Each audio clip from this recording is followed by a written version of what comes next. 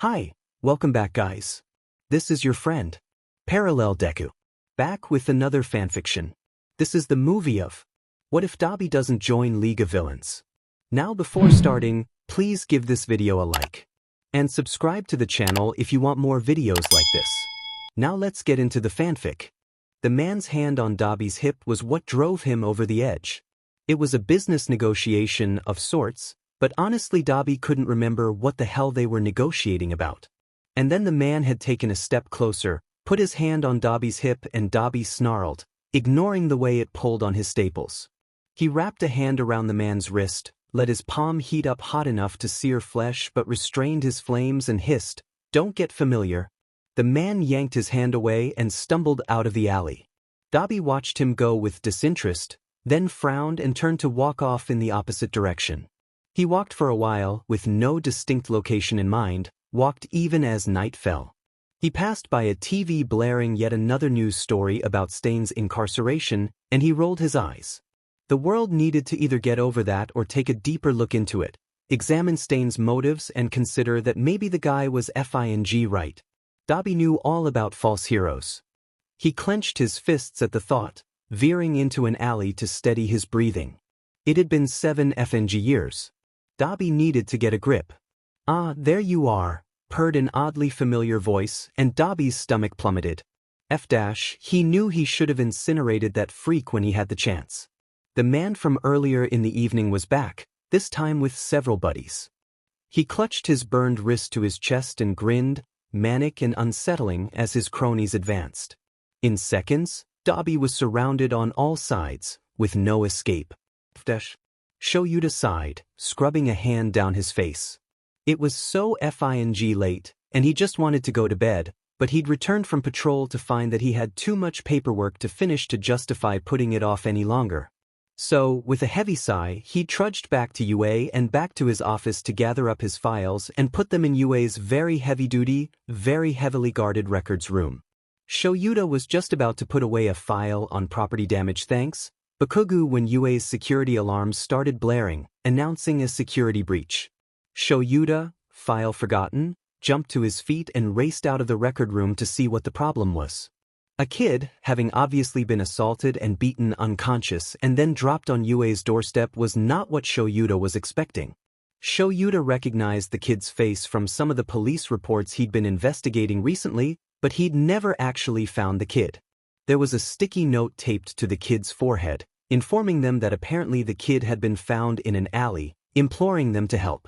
Shoto couldn't help but feel that it was a test of some sort, but he dismissed the thought and turned back to the kid. The kid looked to be in the 17 to 20 range, with messy black hair and burned, mottled skin held in place by surgical staples. He had several piercings and he wore all black clothes. There was something familiar about the curve of his nose, the slant of his eyes, but Shoto couldn't quite place what it was. "And you said he's a wanted criminal?" Hisashi asked, clutching a sugary energy drink and blinking blearily at the unconscious kid on the couch in the staff break room. Most of Shoto's colleagues were standing in a semicircle around the couch, all of them equally dependent on some sort of caffeine fix except for Nizu, who was probably some ancient deity that didn't need things as frivolous as coffee or tea or energy drinks. "Mostly petty crimes," Shoto grunted. "Claims of assault that don't have much basis, trespassing, arson, vandalism, theft." "Hang on," Nemuri said, choking down a mouthful of coffee. "What was that middle one?" "Vandalism." Nemuri waved a hand. No, the other one. "Trespassing." Nemuri opened her mouth to respond, but Cementos cut her off with a heavy sigh. How a man made of FNG cement managed to look so very tired was a mystery to Shoto. "She means the arson thing, Aizawa." "Oh that," Shoto said lightly. "It wasn't a big deal, and they're just accusations. Kid just burned down a building once or twice." Hisashi choked. My, Nizu said, chuckling, "Sounds like this boy has certainly made his way around." "Sounds like this boy is dangerous," Power Loader protested, clutching his coffee mug in a white-knuckle grip. "Says the guy who teaches Hatsum Mei," Ken muttered, sipping at his tea while averting his eyes. Shoto could practically hear the "but that's none of my business." Dangerous as he may be, Yagi finally cut in, He is still a child. I know that sometimes as heroes we tend to be on the more jaded side of the spectrum, quick to judge and quick to assume, but most villains are not villains because they chose the lifestyle, just like most criminals are not criminals for the fun of the chase. A grim silence fell over the gathered staff members. Shoyuta took a moment to appraise his colleagues, then gave Yagi a quick nod of acknowledgement. Whereas earlier in the year he'd written the man off as too self-centered and worried about his image to give a DMN about the more complex side of hero work, Shoyuta was quickly learning that there was much more in that blonde head than Yagi usually let on. This could be a test, Nizu began, watching the kid with a strange gleam in his beady eyes. Someone brought this boy here for a reason, brought him here and not to a hospital. It's a test, but a test of what? Shoyuta had the feeling Nizu already knew the answer to his question, but still he said, it's most likely a test for us, specifically. We've been under media scrutiny since the USJ, but now someone has presented us with a wanted criminal, a criminal that's unconscious and helpless, completely subject to our will. Shoyuta paused. It would be all too easy to turn him in and wipe our hands of the issue, but what would that say about us? You think it's a test of nature, Nizu deduced. Whoever dropped this boy here is daring us to reveal our true colors, to show the world how we respond to a situation such as this. Do we turn him in and turn a blind eye when he is inevitably thrown into a prison where he faces potential harm, or do we offer him a second chance when the world barely gave him a first? Again, silence. This time it was loaded, contemplative. Shoyuta sipped his coffee. He knew where he stood on the subject, at least. Hizashi was the one to finally break the silence. And if he's beyond help? Nobody is beyond help, 13 said gently. It's a matter of if they will accept it, not if they are in a place that warrants it. Before anyone could respond, the kid began to stir.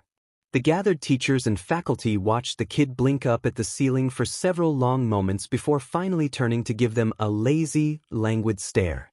Welf dash, the kid drawled. Shoyuta shared the sentiment. He was gonna need about 17 more cups of coffee, give or take. This is a bad idea, Namuri whispered to Shoyuta, which meant that she wasn't actually whispering and everyone else in the room could hear her. The kid, whose name was apparently Dabi, turned to look at the two of them curiously, but he didn't wrinkle his nose or outwardly show offense to Namuri's statement. Based on the state of his burned ears, Shoyuta wondered if the kid had heard the comment at all. No sheet, Hizashi snapped back, his hand vibrating around his energy drink. Shoyuta reached forward and snagged the can before Hizashi could drop it or squeeze it so hard he broke it. Dabi quirked an eyebrow and turned his gaze to Hizashi, who squealed and cowered behind Shoyuta. Ooh, look at his glare. Shoyuta rolled his eyes. I think that's just his face, Hizashi. He paused, considering his next few words. And I think we should give this kid a chance before writing it all off as a bad idea.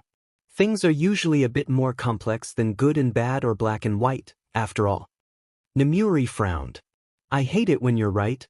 Shoyuta sipped his coffee and said nothing. Dabi blinked electric blue eyes in Shuta's direction, and Shoyuta couldn't figure out why those eyes seemed so familiar. He'd never even met the kid before that night. So, let me see if I have this right, the kid asked, completely nonplussed and apathetic. You all want to put me, a known criminal, in class with a bunch of hero hopefuls in an effort to, how'd you put it? Reform me. It's a second chance, 13 replied gently, in the way that only 13 could ever manage. Dabi gave the space hero a suspicious look. You're young, which means that no matter what you've done, you're still not mature enough to be set in your ways, despite what you might think. Dabi seemed to relax, until 13 added, it's clear that the world has not been kind to you and this has made you angry, but we would like to help change that. The kid bristled. How old do you creeps think I am? The kid asked, and Shoyuta thought he heard the slightest tremble in Dabi's normally level voice. 17, Hizashi replied. Maybe 18. I wouldn't go older than 19, Namuri added. Dabi scowled. I'm 21. I teach 15-year-olds with more meat on their bones, Shoyuta said flatly. So that's a whole other problem. Dabi, Nizu finally said, his voice chipper. UA is offering you a choice. You could decline our offer and be on the way to prison by morning, or you could stay here and let us try to help you become better. And what happens when I'm reformed? Dabi asked. You throw me out onto the streets again. I'm forced back into a life of crime and villainy.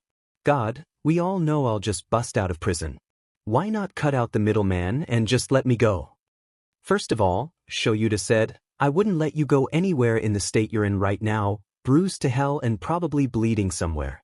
Second of all, just accept the offer, kid. You're not gonna find anything better out there in a back alley. Dabi squinted, before he finally waved a hand. Whatever. I don't really know if it'll work, old man, but you guys can do whatever you want. Wonderful, Nizu said. Ken stepped forward and wrapped a quirk inhibitor bracelet around each of Dabi's wrists. We'll be placing you in one of UA's on-campus dorms, obviously alongside some of our finest staff members, just to make sure everything goes smoothly. I'm sure Aizawa would welcome you into his class and his students will come to see you as one of their own in no time at all. Shoyuta just sighed. Nizu's eyes gleamed. Well, if that's everything, then I suppose you all can get back to bed before you all have to come back bright and early tomorrow for class. And with that, the little rat man was gone. Shoyuta blinked and scrubbed at his face. Hizashi, he said, if I'm moving into one of the dorms, I need to go get my cat. Can you watch the kid until I get back? Hizashi stared at him like a deer in headlights, clutching Nemuri's arm hard enough to bruise. Shoyuta rolled his eyes. Yagi shifted his mug. I can stay with young Dabi, he volunteered. Shoyuta squinted at his colleague for a second before nodding. All right, I'll be back in a half hour or less, he told Yagi. He turned to Dabi. Try not to do anything illegal while I'm gone. No promises, the kid drawled, and Shoyuta wondered if it would be better just to hit himself with his car. At least then he wouldn't have to deal with this. As soon as the last teacher had filed out of the room, almost all of them casting wary glances at Dabi as they left, Dabi turned back to the thin and gaunt man left standing in front of him. His hair was a certified rat's nest of blonde hair, sticking out in all directions with two locks hanging stubbornly on either side of his face. Oddly enough, it kind of made him look like a sunflower. Dabi raised an eyebrow. Well, he said in a bored tone, you got the short stick, huh? The man frowned. On the contrary, young man, he said. His voice was deep and had the capability to fill the room, but he spoke softly. This was a man who knew exactly how to carry himself, how to put people at ease despite being thinner than a scarecrow and just as tall. I volunteered to stay with you because I wanted to talk to you. Oh. If this was some chat about the true value of heroes and an attempt to convince Dabi that he'd made the wrong decision becoming a villain, Dabi was gonna throw up. The man nodded. My name is Yagi Tashinori, he said. Yagi set down an empty teacup on the table and then started toward the door. He looked back at Dabi, a silent invitation. Dabi hesitated, then stood up to follow the man. If you're going to be in class with the hero students, they'll probably have you observe at least one of my classes. I teach foundational hero studies.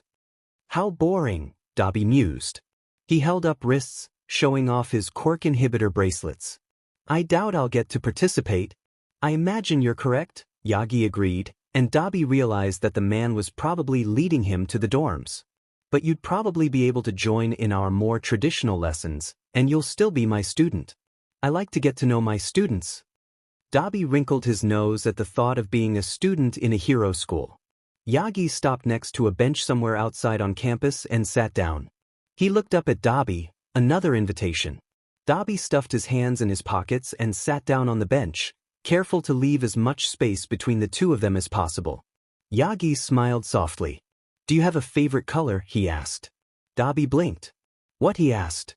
Do you ask all your students this? Do you actually know all of their favorite colors? Yagi nodded. I like to grade papers in a student's favorite color ink whenever possible, he said. It makes me feel better and I think they enjoy it too. Dabi scowled. My favorite color is black, like my soul. It was a stupid joke, a cliché and overused one, but still Yagi chuckled. You sound like young Tokoyami, he said. Yagi looked like he might have said something else, but Aizawa appeared at that moment, holding a cat carrier that was meowing softly. Are you ready to go? Aizawa asked Dabi, who stood up and gave Yagi a stiff nod. Just before he turned to walk away, Dabi said, My favorite color is purple. Yagi smiled and nodded, a silent promise to remember that. Alright, this is your dorm, Shoyuta said. God, he was exhausted. Dabi slunk into the room after him, frowning and glancing around the relatively bare dorm room. I think Nisa mentioned something about getting you a few necessities. Do you have a phone? Dabi pat his pockets, then shook his head. Whoever attacked him must have stolen it. A particularly loud meow from the cat carrier let Shoyuta know that Kazuto was quite displeased about being cooped up, so he stooped down and released the creature into Dabi's dorm room. There should be a few school uniforms in the dresser, Shoyuta said, watching as his cat meandered around the room before finally pressing himself up against Dabi's leg. Dabi crouched down and scratched Kazuto's head, his face taking on an unusually soft expression. Shoyuta paused, allowing Dabi to have a moment with Kazuto before he continued. I'll be back at 7:15 to pick you up before class. You'll eat in the staff room with the other teachers. I expect you to be wearing the uniform by the time I get here. Dabi hummed in acknowledgement, still enraptured with Shuta's cat. Shoyuta sighed, and hesitated for just a second before he called Kazuto's name and waited for his cat to return to him. He scooped Kazuto up into his arms and then grabbed the carrier, pausing in the doorway just long enough to say, "Have a good night, Dabi." Once he was left alone, Dabi sat down on the bed and put his head in his hands. He really should have just killed that guy when he had the FING chance. God, how long had it been since he ditched the hero scene? He at least remembered enough before falling unconscious to know that the creeps never truly got their hands on Dabi in a way any more NTMT than a punch, which was something of a relief. But he didn't know how or why he ended up at UA, didn't know how or why he was going to get out this deal without going to FING prison, where he would not be able to burn the unwanted hands people put on him. Before his panic could well and truly pick up, Dabi schooled his facial features into something relatively neutral and attempted to level out his breathing. After he'd calmed down slightly, Dabi sat up and took stock of his situation. He was basically forced to enter a reformation program with a bunch of hero-hopeful brats or go to prison, which was a big no. One of said hero-hopeful brats was Todoroki Shoto, the little brother he hadn't seen in 7 years, which was also a big no. All of his FING health issues would eventually come to light, which was an uncomfortable enough thought to be a big no. On the plus side, Dabi had a normal place to sleep for the first time in 7 years. He would also probably get regular meals again, so his stomach could finally stop eating itself. Shoto had never seen him look anything like he did now, so it was unlikely Shoto would ever recognize him. Shaking his head, Dabi stood and crossed over to the dresser to look at his school uniform. It wasn't bad, of course, was probably made of fabric nicer than literally anything Dabi had ever owned, but the sight of it still made his nose wrinkle. He scowled and slammed the drawer shut, loudly, only for someone to bang on the wall next to his bed. He jumped as someone shouted, "Keep it down," from the other side of the wall. Alright. Dabi was staying in the teacher dormitories. Fan-FING-tastic. Scrubbing a hand down his face, Dabi trudged over to his bed and kicked off his boots before collapsing face first. He was too FNG tired for this.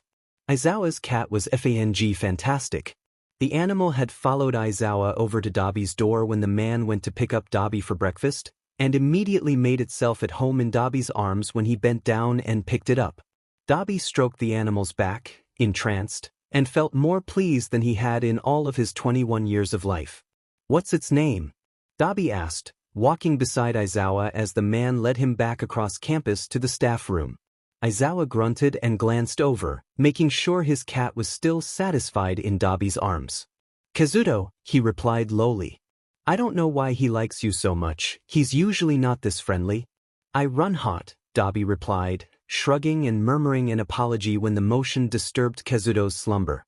Benefits of a fire quirk? It was mostly true. Dabi could force his body to run hot when he wanted it to, which is something he usually had to do, since his body was actually naturally much colder than was healthy when one lived on the streets.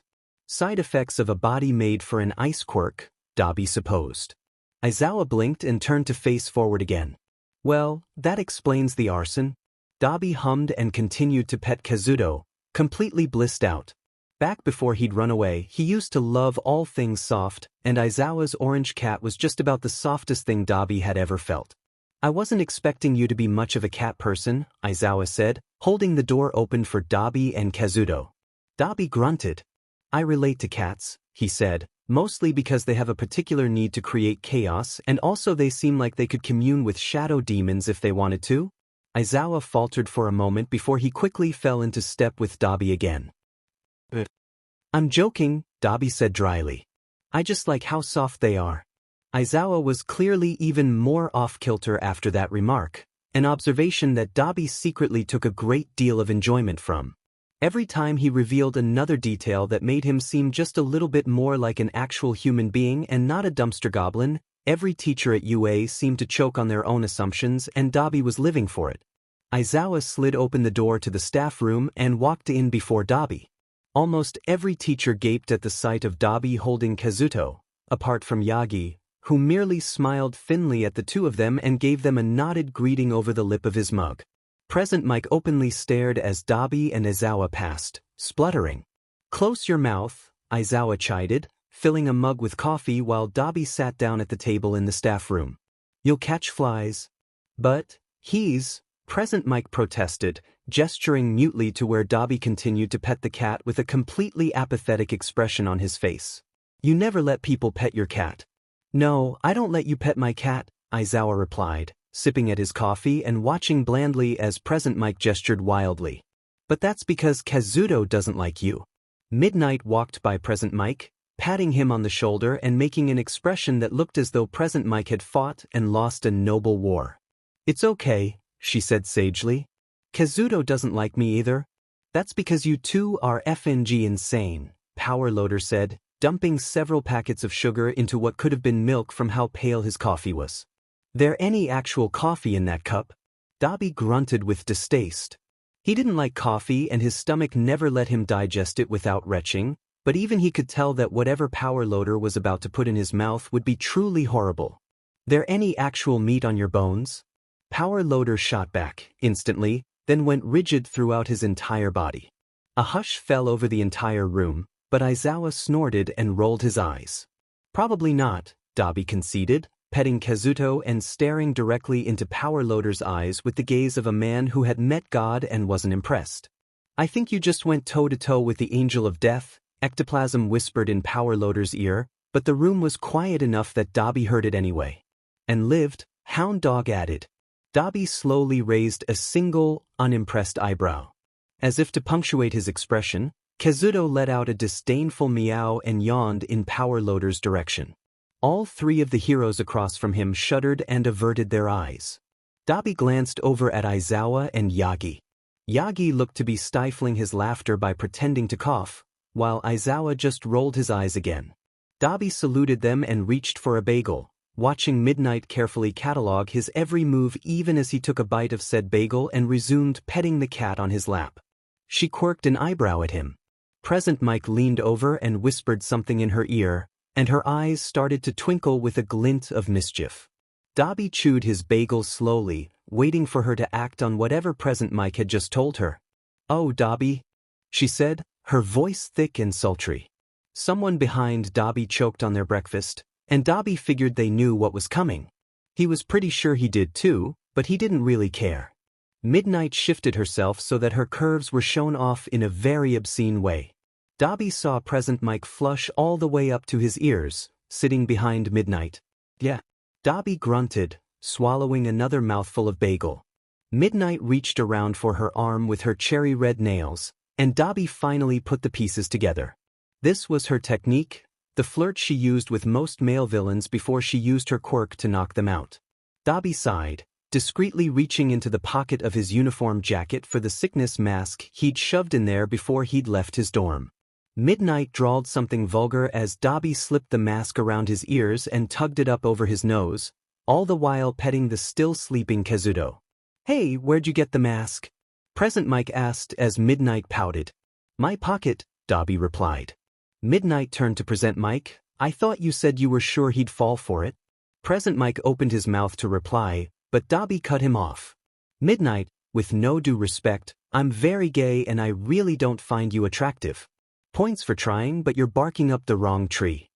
Midnight pouted even harder, if possible, and left the room. The sheer power this man holds, Power Loader whispered fervently, is terrifying. With that, Power Loader, Hound Dog, and Ectoplasm fled the room as well, leaving Dabi alone with Present Mike, Yagi, Aizawa, and Vlad King. Vlad King sipped at his tea, staring off into the middle distance with dead eyes. Yagi chuckled openly this time, unable to disguise his amusement while Aizawa rolled his eyes hard enough to shift the Earth's rotational axis. Dabi turned back to face Present Mike, removing his mask and resuming the munching of his bagel. Present Mike was staring very intensely at him, and Dabi stifled a sheet-eating grin. He glanced to his left and noticed the bagel bag sitting innocently at his elbow. He blinked and looked back at Present Mike. "Did you want a bagel?" he asked. Present Mike shrieked and vaulted over the table in his haste to escape the staff room. Dabi turned back to the other 3 teachers. "It's like he thinks I'm gonna kill him," he said, barely containing his snickers. Vlad King started to chug his tea, Yagi laughed so hard he coughed up BLD, and Aizawa just stared at the coffee machine like it had brought great shame and dishonor upon his family name. Kazuto purred underneath Dabi's fingers. Aizawa finally dragged Dabi out of the staff room around 8. He looked back longingly at the coffee machine as they left, even though he'd already knocked back at least 6 cups and he was holding a 7th. They dropped Kazuto off at Aizawa's dorm before Aizawa trudged back to his classroom. By the time they made it, they were 5 minutes late. A hush fell over the classroom when Aizawa led Dabi into the room, 20 15-year-olds blinking at Dabi in confusion. A dark-haired kid with glasses raised his hand. "Aizawa-sensei, who is this you have with you?" A redhead raised his hand next. "Are we getting a new student?" "Wait, but I thought we could only have 20 students. Did Kami finally flunk out?" "I'm right here, Jair." Aizawa raised a hand and silenced all of them. He sighed. "This is Dabi. He's going to be joining our class under special circumstances." "What are the circumstances, Aizawa-sensei?" a girl with a ponytail asked. "He's a criminal," Aizawa replied in a bored tone. At once, all 20 of the students' faces took on varying degrees of fear and wariness. A tiny purple kid with weird hair looked like he was about to wet his breathes, Dabi noticed gleefully. Nothing better than striking fear into the hearts of young heroes, after all. But he's involved in a reformation program UA is trying. He won't be using his quirk, but he does have one. He'll be participating in most of your lessons, but he's exempt from finals. Aizawa turned and gestured for Dabi to sit in an empty desk in the front row. He sat next to the wall, which was nice, with an invisible girl on his other side. Dabi would have pitied the poor sap stuck behind his ridiculously lanky body, but he knew he'd probably end up slouching anyway, and he also didn't give a flying F's about literally any of these students. Except for Shoto, but there were special circumstances there and it wasn't like Dabi was going to act like he cared about Shoto. "Anyway," Aizawa said as soon as Dabi had sat down, "onto today's lesson plan." About 20 hands shot into the air, give or take, but Aizawa ignored them all and pulled out a textbook. He began reading from a passage in the book in the most monotone voice Dabi had ever heard, and Dabi literally felt the sound of it lulling him back to sleep. Somewhere behind him, one of the students yawned, and Aizawa froze, mouth still open and ready to form the next word. "Kirishima," he said, eyes narrowed. "Was that a yawn?" "No, Aizawa-sensei," the redhead kid from earlier exclaimed, looking terrified for his life. Dabi resisted the urge to laugh. Aizawa stared intently at the boy until he shifted, looked down at his desk, and muttered, "Yes." Aizawa raised an eyebrow. "Are you tired?" Kirishima started to shake his head, but eventually ended up nodding. Aizawa stared at him a second longer before he slammed the textbook shut and said, "Good. Me too." Within seconds, Aizawa had wrapped himself up in a garish, yellow sleeping bag and zipped it almost all the way up. Faster than Dabi could blink, the man was asleep on the floor behind his desk. "What the F dash? What the F dash?" Dabi muttered. The invisible girl next to him giggled. She giggled, Dabi thought with a barely repressed GG. God, he was surrounded by FING 15-year-olds now. "Yeah, Aizawa-sensei does that sometimes. I don't really think he gets enough sleep at night." "No sheet, Hagakure," someone behind Dabi snarked. Dabi wasn't even sure who it was. There were far too many 15-year-olds in this room. Dabi was not a people person, holy f-. How was he supposed to deal with this? The dark-haired kid from earlier approached Dabi's desk and adjusted his glasses. "Hello, Dabi," he said, his voice stern even as he said a supposedly pleasant greeting. Someone needed to surgically remove the stick from this kid's butt, Dabi mused. "My name is Ida Tenya. I am Class 1 as representative. On behalf of Class 1A, welcome to our school."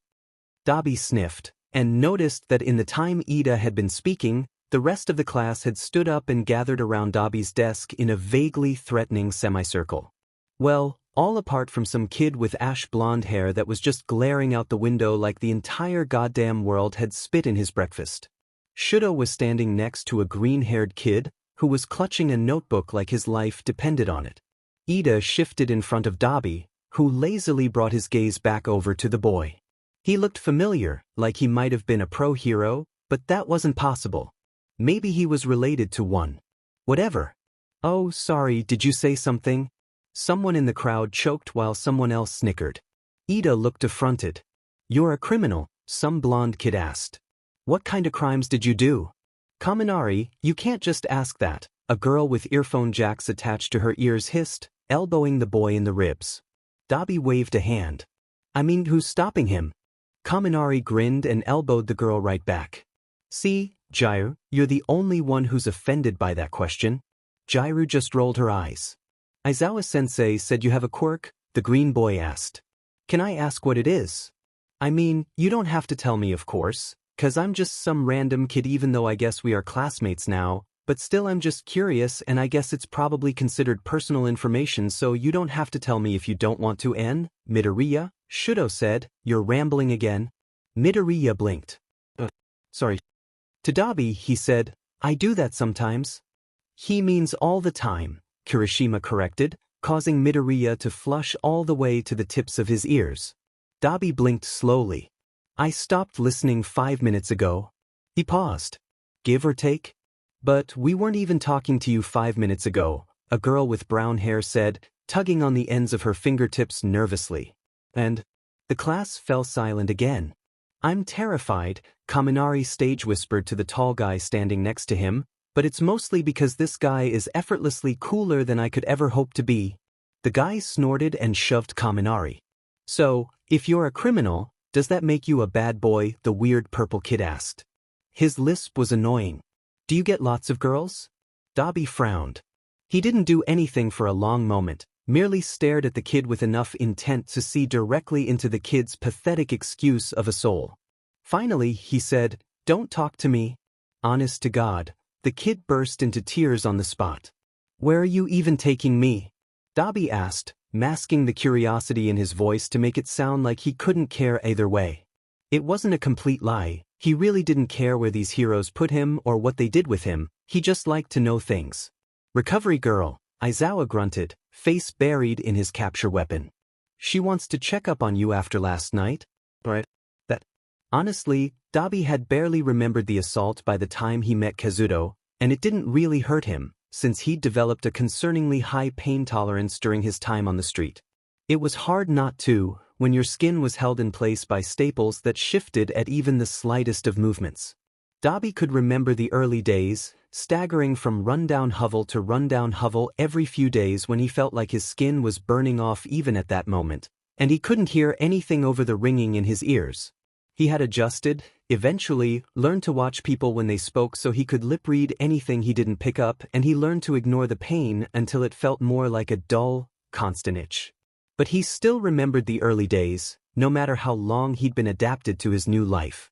He remembered before them, too, but he didn't think about that very often, if at all. Aizawa led Dabi into what was clearly an infirmary, then stared at him until he took the hint and sat down at the end of one of the cots. He gave Dabi a stiff nod, then left the room with no further conversation. Dabi watched him go for a minute, frowning, but he was pulled out of his thoughts by the sound of a little, old woman whirring over to him on a chair that clearly moved her around the room much faster than her short legs could ever hope to. "Hello, Dabi," Recovery Girl said. Her voice was kind. "How are you feeling?" Dabi shrugged. He'd never liked hospitals or infirmaries or anything of the sort, and talking about his own personal health issues was definitely not his favorite subject. When you were a criminal on the streets, you didn't talk about weakness. Not if you wanted to survive. She turned away at that moment, but she was clearly still speaking. Dabi frowned, as her voice was just soft enough for that pesky ringing to drown out. He stared at her blankly when she turned back, long enough for him to realize that she'd probably asked him a question. "Did you hear me?" she asked. Dabi shrugged again. Recovery girl sighed. "I just asked if you need anything for your burns or your bruises." Dabi shook his head. "I'm good," he replied, nonchalant as ever. Recovery girl squinted at him. "At least let me replace your staples with sutures," she said sternly. Dabi got the feeling that people didn't usually argue with that tone of voice, so he relented. She whirled away on her chair to gather up a suture kit, and Dabi began to fidget with the sheet underneath him. He ran his finger across the surface, then practically dragged it into his lap when he realized how soft it was. Recovery girl returned a moment later, and said nothing about how Dabi had messed up the nicely made bed he was sitting on. "This will hurt," she warned him. "Doubtful," Dabi replied dryly. Recovery girl just shook her head and began removing his staples a few at a time, suturing his burned skin to healthy flesh before continuing. It took her a while to finish his face and neck, but once she finished she sat back and appraised her handiwork for a brief moment. Dabi fidgeted with the ridiculously soft sheet, filtering it between his fingers. "Take off your shirt," Recovery girl demanded, preparing another suture kit. Dabi faltered. "You seriously want to do all of it?" he asked, frowning. He ignored the phantom feeling of a hand creeping around his neck, the panic brewing in his gut. Recovery girl just stared at him, waiting for him to get the memo and remove his uniform. He loosened his tie and removed his blazer before unbuttoning the shirt, tugging it out of his breathes to remove it fully. He offered her one arm, keeping the other to mess with the sheet. "How far down does it go?" she asked quietly, suturing the skin just beneath his collarbones. Dabi shifted, then stilled when she shot him a glare. "All the way," he said, ripping a loose thread out of the sheet. Recovery girl fell silent, working diligently until she'd finished suturing his arms and back and torso. "You can put your shirt back on," she said, and Dabi pretended he wasn't massively relieved to hear it. "But I'll need you to remove your breathes for the sutures on your legs." The hand was back, choking and burning his throat as he undid his breathes and watched her with a critical eye. He didn't realize how rough he was being on the poor sheet until he looked down and realized he'd worried at the hems so much it was frayed and ripped. Recovery girl worked quickly and quietly, politely choosing not to comment on how very tense Dabi's entire body had become or how he'd destroyed a sheet that was previously pristine. "There," she said, setting down her needle. "Finished." Dabi put his breathes back on and tried to breathe away the panic inside of him. "Try not to put too much stress on those sutures," she said. "It'll be much easier to pop a stitch than a staple, but at the very least it will preserve a little bit more of your healthy skin. Skin is not meant to heal around a staple, mister." Dabi grunted. "I had sutures in the beginning," he said in a low voice. "Kind of hard to stitch the skin on your own back without FNG it up even more." Recovery girl watched him for a moment longer before she averted her gaze to the pile of used suture kits on the metal tray table she'd brought over to his bed, fussing around and tidying them. "I don't know what happened to you," she said, after a few beats of silence, "but I would like to say that I am sorry." Dabi froze. Recovery girl continued, and Dabi realized she was speaking louder than before, loud enough for him to understand even without looking at her. She had noticed. "I don't know what you did out there before you came here," she continued, "but, frankly, I don't care. You are young, and there is nobody who has done something so bad so young to deserve the kind of suffering you have endured." Dabi might have said something else, might have responded, or even just made a snarky comment to hide the fact that her words had cut straight to the core of his being, but Aizawa appeared in the doorway at that moment, looking haggard. "You missed afternoon classes," he said. Recovery girl turned to face the hero, smiling again. "My apologies, Aizawa," she said. "I wanted to stitch up his wounds, and it ended up taking longer than I had anticipated." Aizawa studied her for a very long moment before he grunted and nodded for Dabi to follow him back to the staff room. Dabi followed mutely, his mind still reeling from the single afternoon spent with Recovery Girl. That woman was quite possibly the most observant person Dabi had ever met. He wasn't sure how to feel about that. Dabi jerked awake with a start, glancing around at his surroundings and realizing that he'd fallen asleep in the middle of the lunch hour. "You need to eat," Aizawa grunted. "You look like a strong breeze could blow you over." "No, not even that. A soft exhale could topple you." Dabi rolled his eyes, attempting to shake off the lingering strings of a nightmare still clinging to him. He couldn't remember what the dream had been about, but based on the feel of a phantom head burning around his throat, he could guess. Desperate for a distraction, Dabi began to shovel the food on his plate into his mouth haphazardly, even though he wasn't hungry and his stomach was probably going to make him upchuck it all later. At the very least, it got Aizawa off his back. "Come on," Aizawa said, at the end of the lunch hour. "It's time for afternoon classes, which you missed yesterday." Dabi followed him silently, mentally arguing with his beach butt stomach, which was currently whining about getting some proper FNG nutrients for once in Dabi's godforsaken life. "Are you even listening?" Aizawa asked suddenly. Dabi glanced up and realized that Aizawa had probably been speaking to him. Over the ringing in his ears and the whining of his traitorous stomach, Dabi hadn't heard much of anything. "Oops." "No," Dabi answered honestly. Aizawa rolled his eyes. Honestly, he was probably going to strain them if he kept rolling his eyes so often. "I'm leaving you with my students. I have papers to grade." "Please don't kill anyone," Aizawa repeated, sighing. Dabi raised an eyebrow. "I'm kind of useless at the moment, old man. And yet somehow you had my Netta in actual tears yesterday." "I already explained this," Dabi said, bored. "He was being weird and perverted and I just told him not to talk to me. It's not my fault his tear ducts decided to flood." Aizawa sighed again, long and heavy like he was a balloon slowly deflating. Dabi just rolled his eyes and allowed Aizawa to steer him into a classroom full of rowdy students fresh from lunch. "Fantastic." "Hey, Dabi," Kaminari said brightly, looking up from where Bakugo had him in a headlock. "Are you coming to afternoon classes today?" Dabi grunted. "What's it to you?" Kaminari was undeterred. Dabi really didn't want to talk to anyone right now. Anyone but his stomach, which needed to stop throwing a fit every time Dabi tried to eat literally anything ever.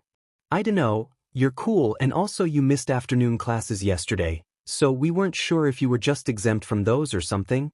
"Nope," Dabi replied, sitting down at his desk and putting his feet up on top of it. A vein on Ida's forehead bulged. "Unfortunately, I'm stuck with you losers." "Oi, who you callin' a loser?"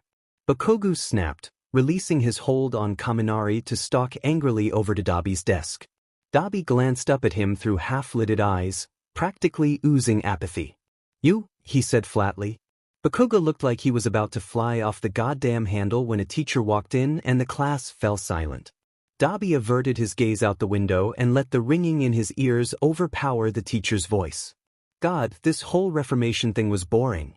And painful, his stomach reminded him, pitching violently like it was a FNG trading ship on the high seas in the middle of a storm. "Dabi." Dabi blinked away his abstract thoughts and looked up at Midoriya, who was awkwardly fidgeting a foot away from his desk. Midoriya blinked. "Oh, well, we're all going to our next class. Foundational Hero Studies. You are coming, right?" Dabi glanced behind Midoriya and saw Uraraka and Shoto waiting behind him, with Ida a few feet out the door and stressing that they were going to be late for class. Dabi shrugged. "Guess I don't have much of a choice," he drawled, dragging himself out of his desk.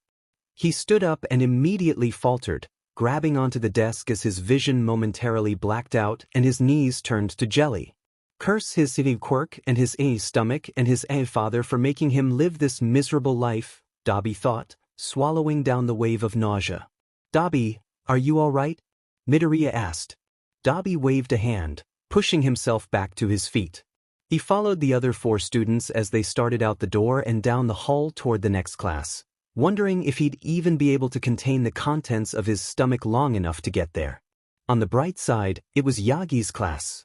Dabi would never tell anybody, but he'd actually been a little bummed about missing it the day before. This is the best class. Kirishima cheered when Dabi finally stepped up to join the lineup of students in hero costumes. Gross, but at least most of them had good taste. Whoever designed the FNG Purple Kid's costume must have been blind. Or just FNG with the kid. Either one was a reasonable explanation. Is that so? Dabi asked, and Kirishima jumped, having not noticed Dabi was there. Next to the redhead, Kaminari snickered. Definitely, Kirishima said, once he'd recovered. Just wait till you see the teacher. Dabi already knew the teacher of the class, but he figured he'd humor the kid. Sure, he was a sarcastic piece of shit with a streak of apathy wider than the FNG pit, but he wasn't heartless and Kirishima was an excited kid. There was no need to ruin that at the moment. But the teacher who walked in to teach her the lesson was definitely not Yagi. Who the F is that? Dabi snapped, staring at a broad-backed man. Except, wait, he knew who that was. All Might. Just as FING All Might turned around, Dabi's stomach rolled and he doubled over and threw up right there on the floor. Oh dear. All Might crowed. Dabi shared the FING sentiment. The class erupted into chaos. Chaos that made the ringing in Dabi's ears progressively worse until he gagged and puked again. Shut up, he rasped, bringing his hands away from where they clutched his gut to cover his horribly ringing ears. He did not sign up for this. Yairozu, All Might said awkwardly, please go notify a member of the cleaning staff. Ida, please SRT Dabi to Recovery Girl's office. As if to punctuate All Might's statement, Dabi's stomach pitched and he puked again almost immediately. You might want to bring a wastebasket. The rest of you, please go out into the hall. We will resume class once the room has been cleaned. Dabi ummed softly, dragging himself to his feet and snatching the small garbage bin out of Ida's hands. He followed the class representative all the way to Recovery Girl's infirmary, snarling when Ida tried to stay long enough to ensure that Dabi was well and truly okay. Of course he wasn't okay. Dabi just found out that one of the only tolerable teachers at this godforsaken school was actually one of Dabi's least favorite heroes. Sure, Stain liked All Might and Dabi liked Stain, but that didn't mean he followed the guy's preaching to AT. Yeah, All Might was a fine hero who did honest work, unlike other heroes endeavor. But when a worldwide society depended solely on the work of one man, that society was destined to crumble whenever that man finally realized he couldn't carry the entire FING world on his shoulders. Besides, even if All Might himself was good, his legacy did not always inspire the best mindsets. Dabi knew that all too well. What happened? Recovery Girl asked, frowning up at Dabi. Dabi grunted and swallowed down another bout of nausea. He was not going to puke in Recovery Girl's office, he wasn't. Stomachache turned into vomiting, he said bluntly. Recovery Girl just nodded and pressed her hand to his forehead, clucking her tongue. You're burning up, she declared.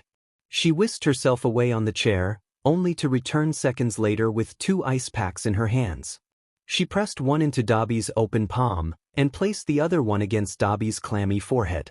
The chill soothed his burning and itching skin almost immediately, though it didn't do much for his rolling stomach. Place the other one wherever you like, dear, she said, still holding the ice pack to his forehead. Dabi put the other one against his neck and practically melted right there on the spot. He hadn't realized how bad his quirk was burning that day. Recovery Girl eventually gave him a pill for the pain and let him sit back in the bed, staring at the ceiling and willing his body temperature to lower with the help of the oh-so-soothing ice packs. Suddenly, the door to the infirmary slid open to reveal All Might's hulking figure cowering awkwardly in the doorway. Recovery Girl raised an eyebrow, gesturing for the man to come in. All Might entered and walked over to Dabi's bed, shifting awkwardly. How are you feeling? He asked. Get out, Dabi spat in response. He was not having this conversation. Not today and hopefully not ever. All Might winced. Dabi could see now how this man had the same blonde hair as Yagi, the same shadowed blue eyes, but he still didn't seem like Yagi even if Dabi knew they were the same person. Dabi, I understand you might be feeling upset. You don't understand anything? Dabi exclaimed, sitting up and ignoring how the harsh tone of voice tugged uncomfortably at his stitches. You don't know me. How could you ever hope to understand what goes on inside my head? All Might hesitated. I don't know a lot about you, that's true, but I know your name and your favorite color, and I know that you're both sarcastic and defensive. Dabi seethed. I don't have a favorite color, he snapped. I don't have a favorite color because I don't like color, just like I don't like you. Get out, you stupid FNG hero, get out. He was screaming by the end of it, and he could feel his stitches tearing and his skin falling apart, but he didn't stop shouting until All Might took the FNG hint and left the room. He was left breathing on the bed, the ringing in his ears worse than ever and BLD dripping onto his hands. He felt sick again as Recovery Girl came over to his bed with a very sad look on her face. Something clear and warm splashed onto his hands and mixed with the BLD to make a pink and runny substance. Dabi frowned. What's this, he asked, voice hoarse. Is the roof leaking? Where's that water coming from? Recovery Girl looked sadder, if possible. Dabi, you're crying? Recovery Girl, why the F did you message me and tell me to bring my cat to the goddamn infirmary? Aizawa asked, sliding open the door. Last I checked, you weren't a veterinarian. He paused when he saw Recovery Girl tentatively stitching and bandaged Dabi's face, while Dabi stared at the floor and worried the hem of one of Recovery Girl's infirmary blankets. Watch your language, Recovery Girl shot back. And I asked you to bring Kazuto because this young man has had a very long day and I think he's quite fond of your cat. Now come on, Aizawa, it's rude to lurk in doorways. Aizawa mutely walked over to the edge of Dabi's bed and set Kazuto down on the bed. The cat immediately wandered over to Dabi and started kneading the kid's lap before settling down. Dabi raised a trembling hand to slide the cat's soft fur. Kazuto began to purr loudly in his sleep, and Dabi smiled softly. Aizawa frowned.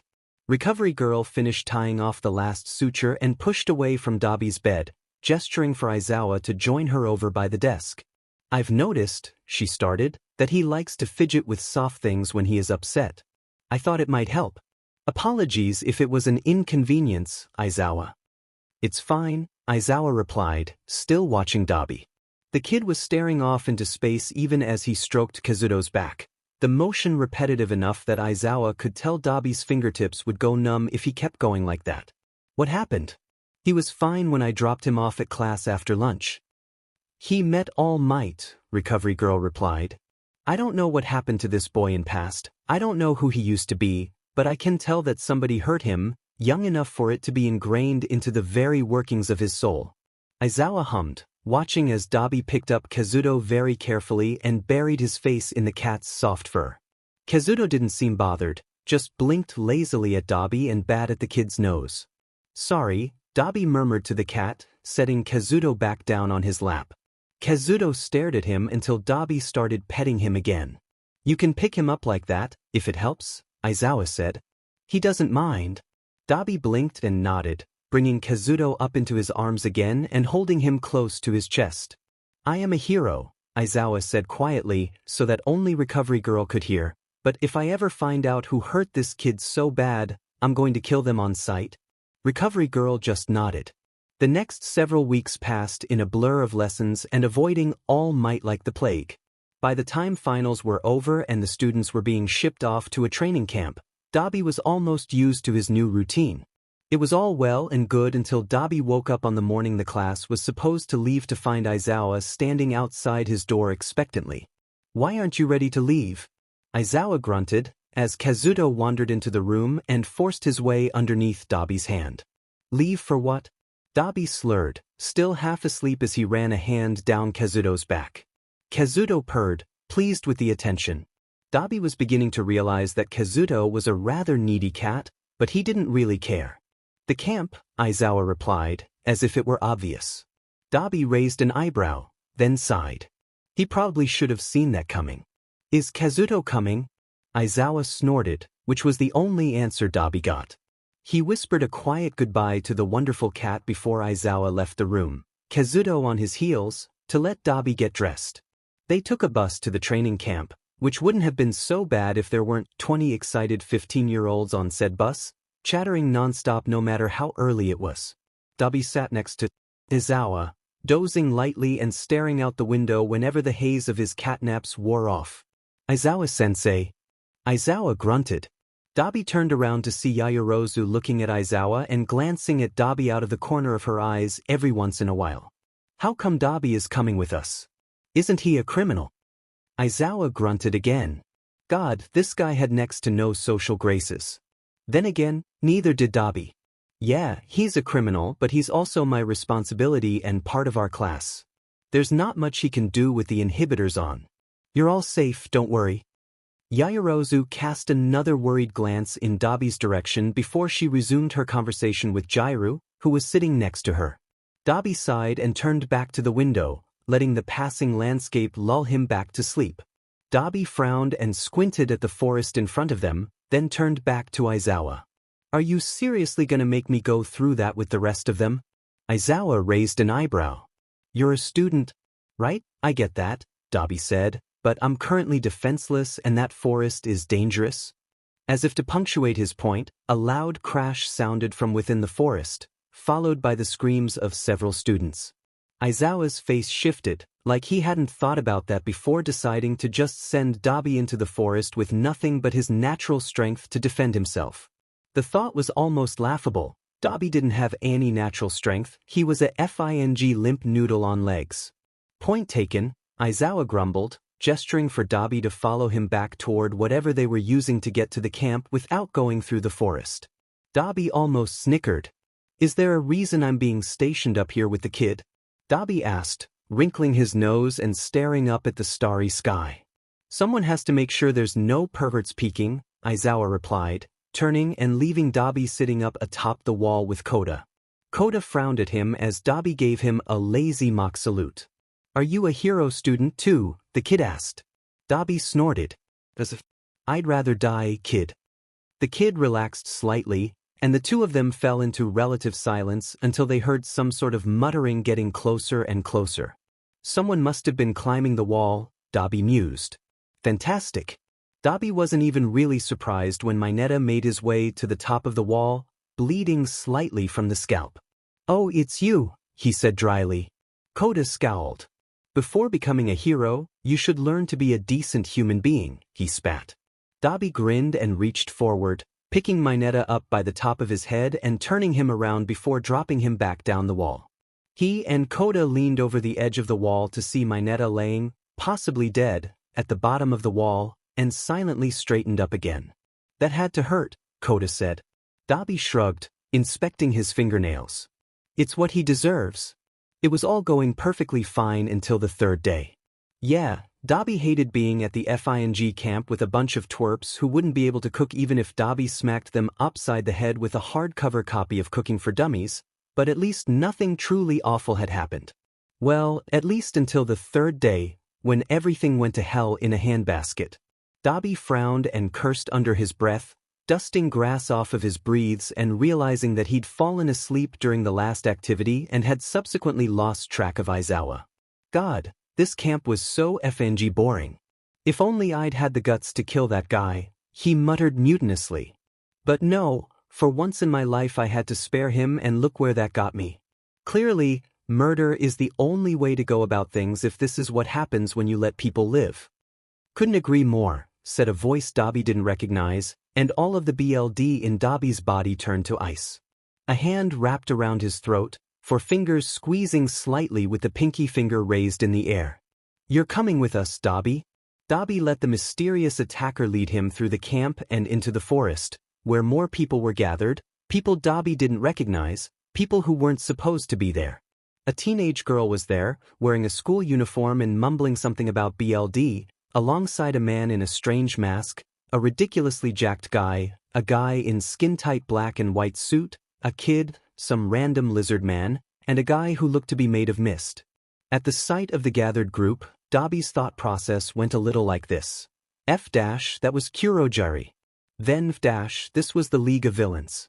Which meant the hand on his neck had to belong to none other than Shigaraki Tamura, the guy who could decay anything in a matter of seconds with just a 5-fingered tap. Twice. The voice behind him said, "This is the guy with the fire quirk. Can you clone him?" "You got it, boss," Skin-Tight Suit Guy said, Then, in a completely different voice, "No way. Not a chance." "When we say so," Shigaraki said, leaning in to talk in Dabi's ear, "you are going to light this whole forest on fire, got that?" Dabi nodded mutely. The hand squeezed again, and Dabi's vision went white with panic. The next thing he knew, the muscular guy was clocking him on the right side of his head hard enough to make his eyes vibrate, and everything went black. "Do it now," Shigaraki commanded. Dabi lifted a hand and held it to the tree in front of him, but nothing happened. He stifled a grin at Shigaraki's impatient, "Well, can't do jack's hit with the cuffs on, dumbass," Dabi drawled. Shigaraki snarled and reached forward, decaying Dabi's cuffs. He was practically spitting when he said, "Do it now, unless you want to become an ashtray." Dabi nodded and flicked his wrist in the direction of the trees, watching as the forest in front of him went up in blue flames. He could hear the kids screaming inside, knew that this was the dumb activity the pussycats were doing, and knew that it wouldn't end well now that the forest was burning. "Kurojairi," Shigaraki said, "let's move. We mustn't leave the showman waiting after all." Dabi was dragged through a warp gate, Shigaraki's hands still tight around his neck, and found himself standing on the other side of the forest. Several students were gathered across from him, including Shuji, Shoto, and Midoriya. The villain with the strange mask from earlier was monologuing, holding 2 marbles and twirling them between his fingertips. He was taunting the kids, explaining how his quirk worked, and Dabi saw how it crushed the kids' faces even more than they already were. Something had happened here. Dabi just didn't know what. Everything after that happened in a blur, until Shuji was holding a marble and the masked villain handed another marble to Shigaraki. Shigaraki squeezed Dabi's neck once, and brought his pinky threateningly close to Dabi's throat. "Take the marble and don't let go of it if you know what's good for you," he hissed, breath hot and uncomfortable against Dabi's burned ears. Dabi took the marble, watched as the masked man released his quirk, and suddenly Dabi had Bakugu by the throat. Bakugu turned his red eyes on Dabi and then Shigaraki, and his face went white with a mix of fear and pure, unadulterated rage. "Kurojairi," Shigaraki called. Dabi strained to keep his throat away from the pinky that was still too close for comfort. "We have what we came for." A warp gate opened up behind them, and Shigaraki took a step backward. In a blind panic, Dabi released Bakugu and kicked him in the small of his back to propel him forward. Shigaraki's final finger dropped against his neck, and it burned as his throat began to decay, so much so that Dabi screamed himself until he was hoarse and then some. Shigaraki threw him aside, snatched Bakugu by the scruff of his t-shirt, and in less than a blink of an eye, all of the villains had disappeared with Bakugu in tow. An icy cold hand had Dabi by the collar of his shirt, lifting him up and off of the ground even though he was taller than whoever was holding him. "What did you do?" a voice hissed, a voice Dabi recognized to be Shoto even through his mounting panic. Dabi didn't know what to say, didn't know what would get those hands off of him faster than he could devolve into a full-on panic attack. He couldn't very well say he didn't do it, because who had set the forest on fire? Who had held Bakugu even as Shoto reached for him, stretched as far as his limbs would allow, and still tried to go further? "Please put me down," he finally rasped, clawing at Shoto's hand until the kid got the hint and threw him roughly back onto the ground. Dabi didn't even care about the bruises he knew he'd get, was just glad that nobody was touching him. He'd had enough of people grabbing him by the throat. "What is going on here?" a gruff voice demanded. "Aizawa." Suddenly, someone was grabbing Dabi from behind and hauling him to his feet, and it was all Dabi could do not to light them up on the spot. He wrenched himself out of their grip, wrapping his arms protectively around his torso. "You all need to stop grabbing me," Dabi spit, coughing up a little BLD mother F-. "What did that hand busy do to him? What happened to your cuffs?" Aizawa asked, eyes narrowed. He'd activated his quirk the minute he saw Dabi's bare wrists. "He was with the League," Shoto said, glaring daggers at Dabi. Dabi glared right back and spat a mouthful of BLD onto the ground. "They got Kaken," Midoriya said, in the wobbliest voice Dabi had ever heard. "Holy F-, what happened to that kid?" Dabi wondered, staring at Midoriya draped over Shuji's back, looking like someone had shoved him into a trash compactor.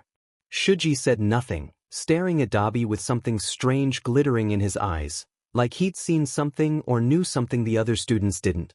The marble in Shuji's hand had been revealed as Tokoyami, who didn't look too good, all things considered. "The League?" Aizawa asked, raising an eyebrow. He turned his critical gaze on Dabi, who just stared back at him defiantly. He didn't do shit, but he also did it all. There was nothing he could say, and he didn't trust that his vocal cords were okay after Shigaraki's tantrum. Aizawa reached for him, but Dabi sidestepped out of range. "You need to come with me to the station," he said. "They'll bandage your neck there." Dabi didn't move, didn't let Aizawa touch him without snarling. Finally, after several more tries, Aizawa took the hint and raised his hands. His capture weapon shot out, though, and snagged Dabi by the wrist to drag him behind Aizawa to a police car out by the camp's main building. Dabi let himself be forced into the back seat of the car, succumbing to his pain and exhaustion almost as soon as the car peeled away from the camp to head toward the nearest police station. He was out before they even made it onto a main road. Dabi stared blankly at the officer sitting across from him, itching to loosen the bandages on his neck that were wrapped too tight and made him feel like Shigaraki was still behind him. "I'll ask you one more time," the officer said sternly. "Who were you working with in the League of Villains? Where is the hideout? Where did they take Bakugo Katsuki?" Well, wasn't that just the question of the hour? He'd been forced into the interrogation room barely 2 hours ago, chained to the table in such a way that he couldn't even move his hands, and he'd gotten new, industrial-strength quirk inhibitor cuffs for his trouble. The officer had been trying to question him, but it wasn't like Dabi had any valuable information. He didn't even want to help the League, was forced to either help or die, and as miserable as Dabi was, he would like to stay living for at least a few more days. "What conditioner do you use?" Dabi asked idly, staring at the officer's hair. It looked gross and ratty, like it hadn't seen a hairbrush or conditioner in the man's entire life, and while Dabi had an excuse not to use it, conditioner was FANG expensive and Dabi lived on the goddamn streets. This man was a police officer. Dabi knew those F-airs made bank. The officer snarled. Actually snarled, since his mutation quirk made him look like a weird fox. "Oh, was that a sore subject?" Dabi asked, nonchalant. "My bad, I was just thinking that maybe you should switch brands if your current conditioner makes you look like that." The officer tapped a finger against the tabletop, clearly a few seconds away from blowing a fuse. "Wait, I think that's just your face," Dabi said. "Sorry, man." And that was the last straw. The officer lunged across the table and grabbed Dabi by the front of his shirt, slamming Dabi's ribcage into the side of the metal table hard enough to bruise. The officer growled, but Dabi just blinked. "This is illegal, you know," he said. "Do you like your job?" The officer growled again and threw Dabi back into his chair, slamming the door behind him as he stormed out of the interrogation room. Another officer driven to the point of unbridled rage, Dabi thought gleefully. That was the 5th one since he was chained up here. Dabi was wondering who the next one would be and how he could pick them apart psychologically when Aizawa walked into the room. He walked over to the chair across from Dabi and sat down calmly, looking for all the world like he was just a man sitting down to eat dinner, and not a man about to interrogate a criminal involved in the kidnapping of a child. "Shigaraki's quirk," Aizawa started, inspecting his fingernails, "is to decay. Your neck was destroyed when you got here, almost like someone had rotted the skin right off of your flesh." Dabi raised an unimpressed eyebrow. "No shit, Sherlock. Shigaraki may act like a toddler at times," Aizawa continued, laying his hands on the table and spreading his fingers, "but he wouldn't seriously maim one of his teammates, especially not during a mission as high stakes as the kidnapping of Bakugo Katsuki." Dabi was impressed that Aizawa managed to say that last bit with a straight face, since he could tell the man had been absolutely seething since they arrived at the station. "Tell me what really happened at the training camp," Aizawa demanded. "Because I know it wasn't what it seemed." "Oh," Dabi finally asked. "How do you know that, hero?" "Shuji saw you," Aizawa said suddenly, and Dabi froze. "He saw you release Bakugo and push him forward as soon as it seemed like Shigaraki was going to make you pull him through the warp gate. He saw how you got injured as a punishment for that, as a punishment for trying in vain to save Bakugo." He paused and brushed some of his black hair out of his eyes. "So, you are going to tell me what really happened out there? Or what? Do you really want to find out?" Dabi shrugged, after a long moment of silence. He broke eye contact with Aizawa and glanced at the wall, frowning and ignoring the way it pulled on his injuries. I fell asleep. Lost track of the group. When I woke up, Shigaraki grabbed me by the neck and made me light the forest on fire as part of the attack. I think one of them cloned me, he explained. I don't really know what happened, keep in mind. Aizawa hummed. And Bakugu? Dabi's frown deepened. They brought me back to the clearing and I don't really understand what happened, but the masked guy, Mr. Compress? Aizawa interrupted. Sure. Anyway, that guy handed me a marble and then it was Bakugu, Dabi finished. Shigaraki was tugging me through the portal and I realized they wanted Bakugu, not me, so I kicked him away. Didn't do much, they still got him and I just got FE'd over in the end, but he didn't continue. He figured Aizawa could fill in whatever he wanted to think Dabi meant to say, knew Aizawa would never guess Dabi had cut himself off before he could say I'm not a hero anymore, so saving someone was never going to work out. Alright, Aizawa said, standing. I'll see what I can do about getting you out of here. Idly, Dabi wondered why the Aizawa seemed so determined to help him when Bakugu was literally out in the world, probably walking a very thin line between life and death with that awful mouth of his. But then he decided that he didn't care and went back to staring at the wall with disinterest. Dabi was in a hospital by afternoon the next day, still in quirk inhibitors but no longer handcuffed. His bandages weren't as tight either, which was nice. The door to his room opened and Aizawa walked in, accompanied by another police officer. This one looked different, though, looked more earnest and dedicated than the ones Dabi had spoken to last night. Dabi decided he'd humor this for as long as he remained entertained. Dabi, Aizawa greeted, this is Detective Tsukchi. I brought him here because he has a few questions I thought you might be able to answer. Dabi quirked an eyebrow, allowing his gaze to flit over to Tsukchi. The detective smiled softly and tipped his head in greeting. Hello, Dabi, he said. I have some questions about the minds of villains, in order to help us get an edge on the League and what they're doing with Bakugu Katsuki. I thought you might be able to help me. After a very long pause, Dabi realized that the guy was waiting for his permission. I'll bite, he said, apathetic. It wasn't like he had anything better to do. Staring at the wall was getting boring. But you gotta speak up, I can't hear for shit. Detective Tsukchi nodded and pulled out a small notebook. What do you think they want with Bakugu? He asked. Dabi noticed that he'd listened to Dabi and raised his voice. Dabi shrugged. Could be a number of things, he said. Bait, for one. Oh. This time it was Aizawa.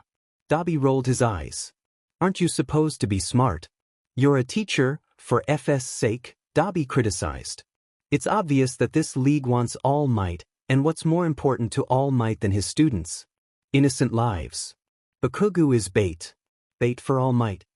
Detective Tsukchi scribbled something down in his notebook. You said that there was more than one possibility. What are the others? There's really only one other, Dabi replied, and honestly it's actually probably a mix of both. Bakugu is the perfect one to kidnap. He's the guy that raged after the sports festival, the one with a powerful quirk he has to tamper because of hero regulations. If they can get into his head, get under his skin, they're probably going to try and turn him to their side. How would it be both? Tsukchi asked, but Aizawa had clearly picked up on Dabi's meaning. The only thing worse than the death of a student, Aizawa said, would be the betrayal of one of the best. Not only would it ruin All Might, but it'd ruin UA's reputation and that would cripple hero society as a whole, Dabi confirmed. The atmosphere in the room turned suffocatingly grim. Detective Tsukchi shifted awkwardly and turned back to his notebook. Next question. If it wasn't you, he started, how do you think the villains found out where the students would be?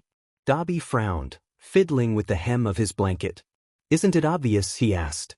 Someone, whether it's of the students at the camp or one of the pro-heroes, is a traitor. Aizawa clearly didn't like thinking about that, because his face twisted up like he'd just eaten something sour. Detective Tsukchi sighed and closed his book. Thank you, Dabi, he said.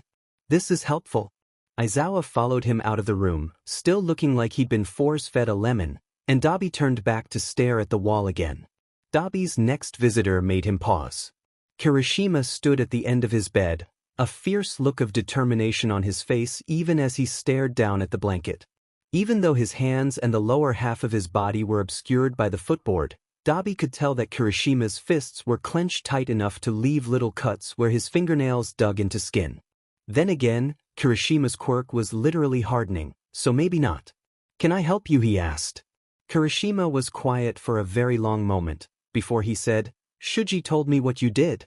His voice was quiet but still determined, the kind of hard edge to his words that told Dabi arguing was fruitless. "Where was this going?" And Dabi replied. Kirishima finally looked up, and his eyes didn't even look like his own. Dabi could barely reconcile that face with the excited kid from his first foundational hero studies lesson. "Some of us are joining together to go rescue Bakugo," he said, "and I wanted to invite you. I know you're a bad dude, but Shuji told me that you tried to help him before he got kidnapped, so I figured you might want to help now."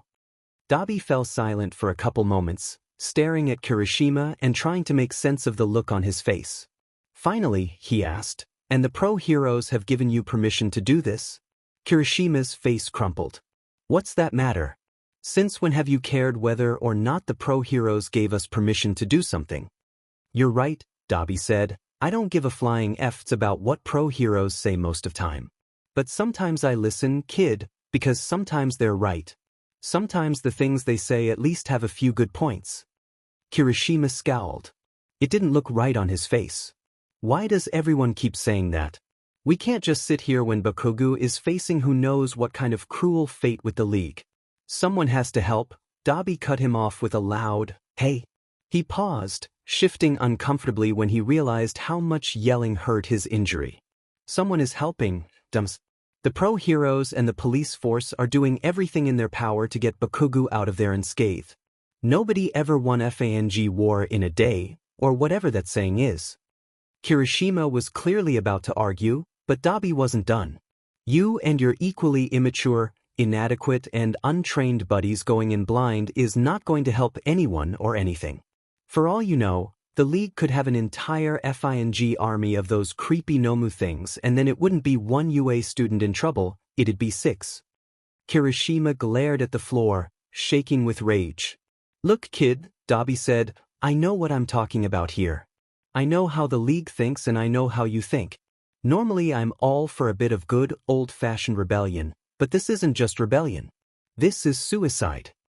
He was kidnapped and I did nothing," Kirishima hissed. "I can't keep sitting by." "So don't," Dabi said. "But doing something does not have to mean laying down yours and your friends' lives too. Save a guy who is already being saved. Help your friends. Remind them that it ain't over till the present mic sings, even if you kids aren't on the front lines." He paused. "If you think Aizawa will rest before Bakugo and his big mouth are back at UA, you're FING wrong." Kirishima still didn't look convinced, so Dabi tacked on, "I did something when Bakugo was kidnapped. I did something without thinking it through, and look where that got me." Finally, Kirishima slumped and his clenched fists released. "Maybe you're right," he mumbled. "But I can't stand it. I can't stand just sitting around and waiting for someone else to help him when I think that maybe I can." "Maybe you can," Dabi said, "but that doesn't mean you should. The pro-heroes will have a plan. You showing up in the middle of everything will just make it all the more complicated." Kirishima. "You know my name?" Kirishima asked, utterly floored. Dabi snorted. "Of course I do," he replied. "I've only been in your class for 2 weeks." "Yeah, but I thought you just stared at the wall the whole time and ignored us," Kirishima replied, fidgeting. Some of the guilt had dissipated, Dabi could tell. "That's exactly what I've been doing," Dabi told him. "But I still learned your FNG names, in case I ever had to convince you not to go running off after some angry kid who's so stubborn he would probably just flat out refuse to let death take his soul to the afterlife." Kirishima snorted, finally grinning again. He tapped the footboard of Dabi's bed twice before he pushed off and turned to leave. He paused in the doorway long enough to say, "Thanks, Dabi," and then he was gone. Dabi turned his gaze to the ceiling and wondered when he got to be so soft. It was late the next time Dabi got a visitor. He wasn't expecting this one, even less than he'd been expecting Kirishima. Dabi frowned and raised an eyebrow. "Todoroki," he drawled, how can I help you? He ignored the way his throat closed up at the memory of that icy hand grabbing him so soon after he'd been released from Shigaraki. I came to apologize, Shoto said, staring at the ground. His bangs fell in front of his eyes, but Dabi could tell that they were unseeing, focused on past events based on the way his entire frame was riddled with guilt and self-loathing. Dabi recognized that pose. He practically invented that pose. For the night Bakugo was taken. I know now that you tried to help him, and that you were never trying to help the League. In the choice between life or death, I can't blame you for choosing life. But you can blame yourself for letting Bakugo get kidnapped? Dabi asked in a bored tone. This apology was unnecessary, and Dabi was getting really sick of all these people beating themselves up and expecting him to make them stop. They actually probably weren't expecting him to do anything, Dabi mused, but he wasn't heartless and they were kids. Shoto's entire frame tensed and his breath hitched. He was right there, Shoto said miserably. His hand was inches from mine and I couldn't get to him in time. And? Dabi asked, feigning indifference. He was right in front of me too, and I still failed to save him. But you at least did something, Shoto replied, finally looking up. His eyes were red-rimmed and puffy, which made Dabi's chest tighten uncomfortably. At least you tried to kick him away before the League got to him. And you tried to reach out and grab him, Dabi said, staring at Shoto. It's not your fault your arms weren't long enough. Dabi's words clearly weren't getting through to Shoto, whose eyes were growing glassy with unshed tears. This wasn't working. He wasn't supposed to be crying. Dabi frowned, and decided to attack this from a different angle. Think of it this way, Dabi said. If you had known Bakugo was going to get kidnapped at the end of the night, would you have let it happen? Shoto scowled. Of course not, he spat. What kind of hero would I be? Dabi waved a hand. Kid, I don't give a rat's but about what kind of hero you are, he said, lying through his teeth. You reacted in the moment to a terrifying situation that you had no way of anticipating. You fought. You lost. The fact that you fought at all is more than can be said for some of your classmates. Dabi sighed and ran a hand through his hair. The point is that you didn't know, and that's not on you. But if I had just reached a little further, oh, would you quit it already? Dabi snarled, patience growing thin. Blaming yourself for something out of your control isn't going to change anything. Bakugo won't just miraculously materialize in front of you because you've decided it was your fault he got kidnapped in the first place. Shoto fell silent. His tears spilled over, and Dabi realized that maybe yelling hadn't been the best idea. His gut churned. Sighing, Dabi reached up to rub his sore neck. He really shouldn't have been yelling quite so much. Blaming yourself for this is like blaming yourself for a wildfire, he said quietly. It won't make the situation better, and it's not even true. Shoto shifted and sniffled, wiping his face with his forearm. You didn't know, Dabi repeated. That's not your fault. Shoto let out a broken sob, and with a heavy sigh, Dabi stood up and held out his arms, an invitation. Shoto could take it or leave it. Within seconds, Dabi had his arms full of a 15-year-old boy with far too much pressure on his shoulders, a boy who was sobbing into his chest and soaking Dabi's shirt with his tears. Dabi didn't like hugs, didn't give them and didn't receive them. But he could make exceptions, he mused, wrapping his arms around Shoto and smoothing his hair like he used to do when Shoto was just a toddler, scared and sad and hurting after Endeavor's cruel training. He could make an exception, just this once. Dabi scowled and slapped Aizawa's hand away, using the mattress to help regain his balance. I can do it myself, he spit. Aizawa just huffed and rolled his eyes. Just to remind you, Aizawa told him, watching with a critical eye as Dabi struggled to get back into his jacket. His throat hurt. We won't be going back to UA right away. I need to stop by the press conference. Explains the hair, Dabi mused. And the suit. You know you're really not the suit type. You're more of the I could be wearing an actual garbage bag for all I care type. Aizawa grumbled under his breath and reached out to steady Dabi when the younger man swayed on his feet. He led Dabi out of the hospital room and out of the hospital entirely, barely sparing his students a glance as he walked past them down the hallway. Dabi frowned and followed silently, willing away the woozy feeling behind his eyes and the strange tingling in his limbs. Soon enough, the two of them were in Aizawa's car and driving away from the hospital, on their way to a press conference to address the subject of Bakugo Katsuki's kidnapping. What seemed like a sea of reporters accosted them the minute Aizawa opened his door. Dabi attempted to follow silently, flinching every time one of the questions were directed at him, or whenever one of the reporters came too close. "Fing vultures," Aizawa muttered, slipping into the building. Dabi was glad in that moment that he'd ditched heroism years ago, because he didn't think he could ever deal with that many people in his face. Aizawa led Dabi into a secluded room, then gestured for him to take a seat at the table. There was a small TV mounted to the wall in the room, displaying some sort of news channel, but otherwise the room was almost completely bare. "I'll be back in an hour. Maybe 2, he grunted, and then Dabi was alone. For the first chunk of time, Dabi really didn't care what was happening outside, just sat and stared at the ceiling, waiting for Aizawa to come back. He picked at the hem of his sleeve, worrying the soft fabric between his fingers and wondering idly how much time had passed. And then the TV started blaring. The peaceful infomercial that had been playing was suddenly cut off, replaced by a local news station.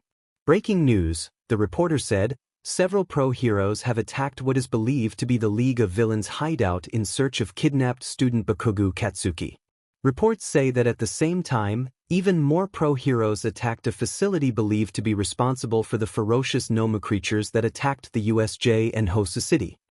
In the top right corner of the screen, pictures of the Nomu from Hosu City clearly taken on a phone camera appeared. Dabi sat up in his seat, sleeve forgotten, and watched the news report with rapt attention. At some point, Aizawa came banging into the room, spitting insults and curses into the receiver of his phone. "What the F is going on?" Aizawa exclaimed. "Everyone at the press conference just up and left, and now I'm getting reports that some of my dumbass students are missing from the hospital." Dabi pointed to the TV. Aizawa, still on the phone, turned to look at the screen, and Dabi watched all of the BLD drain out of Aizawa's face until he looked as gray as his capture weapon. "I'll call you back," the pro-hero mumbled, and promptly dropped his phone. Dabi and Aizawa watched the screen side by side in silence, watched as the Kirishima, that dumbass, jumped up and saved Bakugo from the League, watched as some freaky villain called all for one absolutely decimated pro-hero after pro-hero until finally, the world's saving grace appeared. The students at the scene fled as soon as All Might showed up, and then the real fight began. Dabi watched with bated breath as All Might took blow after blow, looking worse and worse, and he noticed that for once, All Might wasn't smiling. Next to him, Aizawa's fists were clenched so tightly that even Dabi could see BLD trickling through the creases. He considered letting Aizawa know that he'd cut his palms open with his nails, but in the end he decided to keep quiet. Endeavor showed up at some point, only to be swatted like a simple fly and taken out of the fight indefinitely. Only All Might could fight this guy. And Dabi still hated All Might, hated Yagi, hated that he was lied to and that Yagi bore the same face as the man that played one of the biggest roles in his tormented childhood, even unknowing, but he never would have wished for this outcome. Never would have wished to watch in horrified fascination as All Might was beaten to a pulp, beaten until he shrunk back into his true form. Never would have wished to watch All Might, channel all the power he had left into his arm and finally beat All for One into the ground, once and for all. Never would have wished to see Yagi lift his arm, point directly into the nearest TV camera, and say, "You're next." "Dabi, stop," Aizawa said suddenly. Dabi blinked and found that he'd ripped his stitches out, one by one, until even he could tell that the skin on his face was barely hanging on. His fingertips were stained with red BLD. When had that happened? Dabi stared at Aizawa, stared at the pro-hero Eraserhead for a very long time, long enough for Aizawa's face to pinch with something like concern. Dabi stared until he felt stable enough to shake off his emotion and replace his usual mask of apathy, until he finally said, "You've got some rebellious kids, Aizawa," and his voice didn't shake enough for it to be noticeable even if it still trembled. Aizawa regarded him carefully, regarded the way Dabi's blood-stained fingers twitched, like they itched for something to hold on to, something to grip tightly between his fingers and cling to, before he finally sighed and looked back at the TV, where the reporter was talking about All Might, the fight, the aftermath of everything. "Come on," Aizawa finally said. We need to get cleaned up and get back to UA. Recovery girl's gonna kill me when she sees what you did to your face. Dabi followed silently. He didn't have it in him to make a snarky comeback, not after the horror show he just watched. No matter what the reporters might have said, All Might lost that fight. That was never supposed to happen. Geez, Shoto, what happened to you too? Present Might crowed, upon Aizawa and Dabi's return to UA. He immediately started fussing over Aizawa's bloody hand, almost entirely ignoring Dabi apart from the nervous glances he cast in Dabi's direction every once in a while. Aizawa yanked his hand away from Present Mike, scowling and nodding for Dabi to follow him. Nothing of your concern, he said. And would you stop looking at Dabi like that? He's not gonna kill you. Present Mike looked properly abashed, but he got called away by another staff member before he could say anything else. The two of them walked in silence to Recovery Girl's infirmary, the school hallways eerily silent and empty outside of normal school hours. It made Dabi's skin itch. Recovery Girls had nearly popped off at the sight of Dabi, whose face was covered almost entirely in bandages to protect from contamination or further damage. She immediately started lecturing Aizawa, even as she toddled around her office to gather more suture kits than Dabi could possibly count. Sit, she commanded. Dabi did as told, barely flinching as she yelled at him and stitched his face back together. Aizawa took to bandaging his own hand and casting curious glances in Dabi's direction every once in a while, noting the way Dabi's fists clenched around the fabric of his jacket, the way his entire frame was tense. Lay off, Aizawa finally said, returning his gaze to his own hand. I don't think he even knew he was doing it. Watching All Might's last fight was pretty stressful. Recovery Girl finally fell silent, and her gaze turned considerate as she looked up at Dabi's face. He averted his eyes and stared at the wall next to her desk instead of making eye contact with either of them. At least he was victorious, Recovery Girl said quietly, after a long moment of silence. Dabi scoffed before he could stop himself, drawing the eyes of both of the other people in the room. Why do you scoff? Aizawa asked carefully. Dabi shrugged. I mean, he didn't really win if you think about it. In the end, he was rendered relatively powerless for the rest of his life, beaten within an inch of his life, and he'll never be a hero again.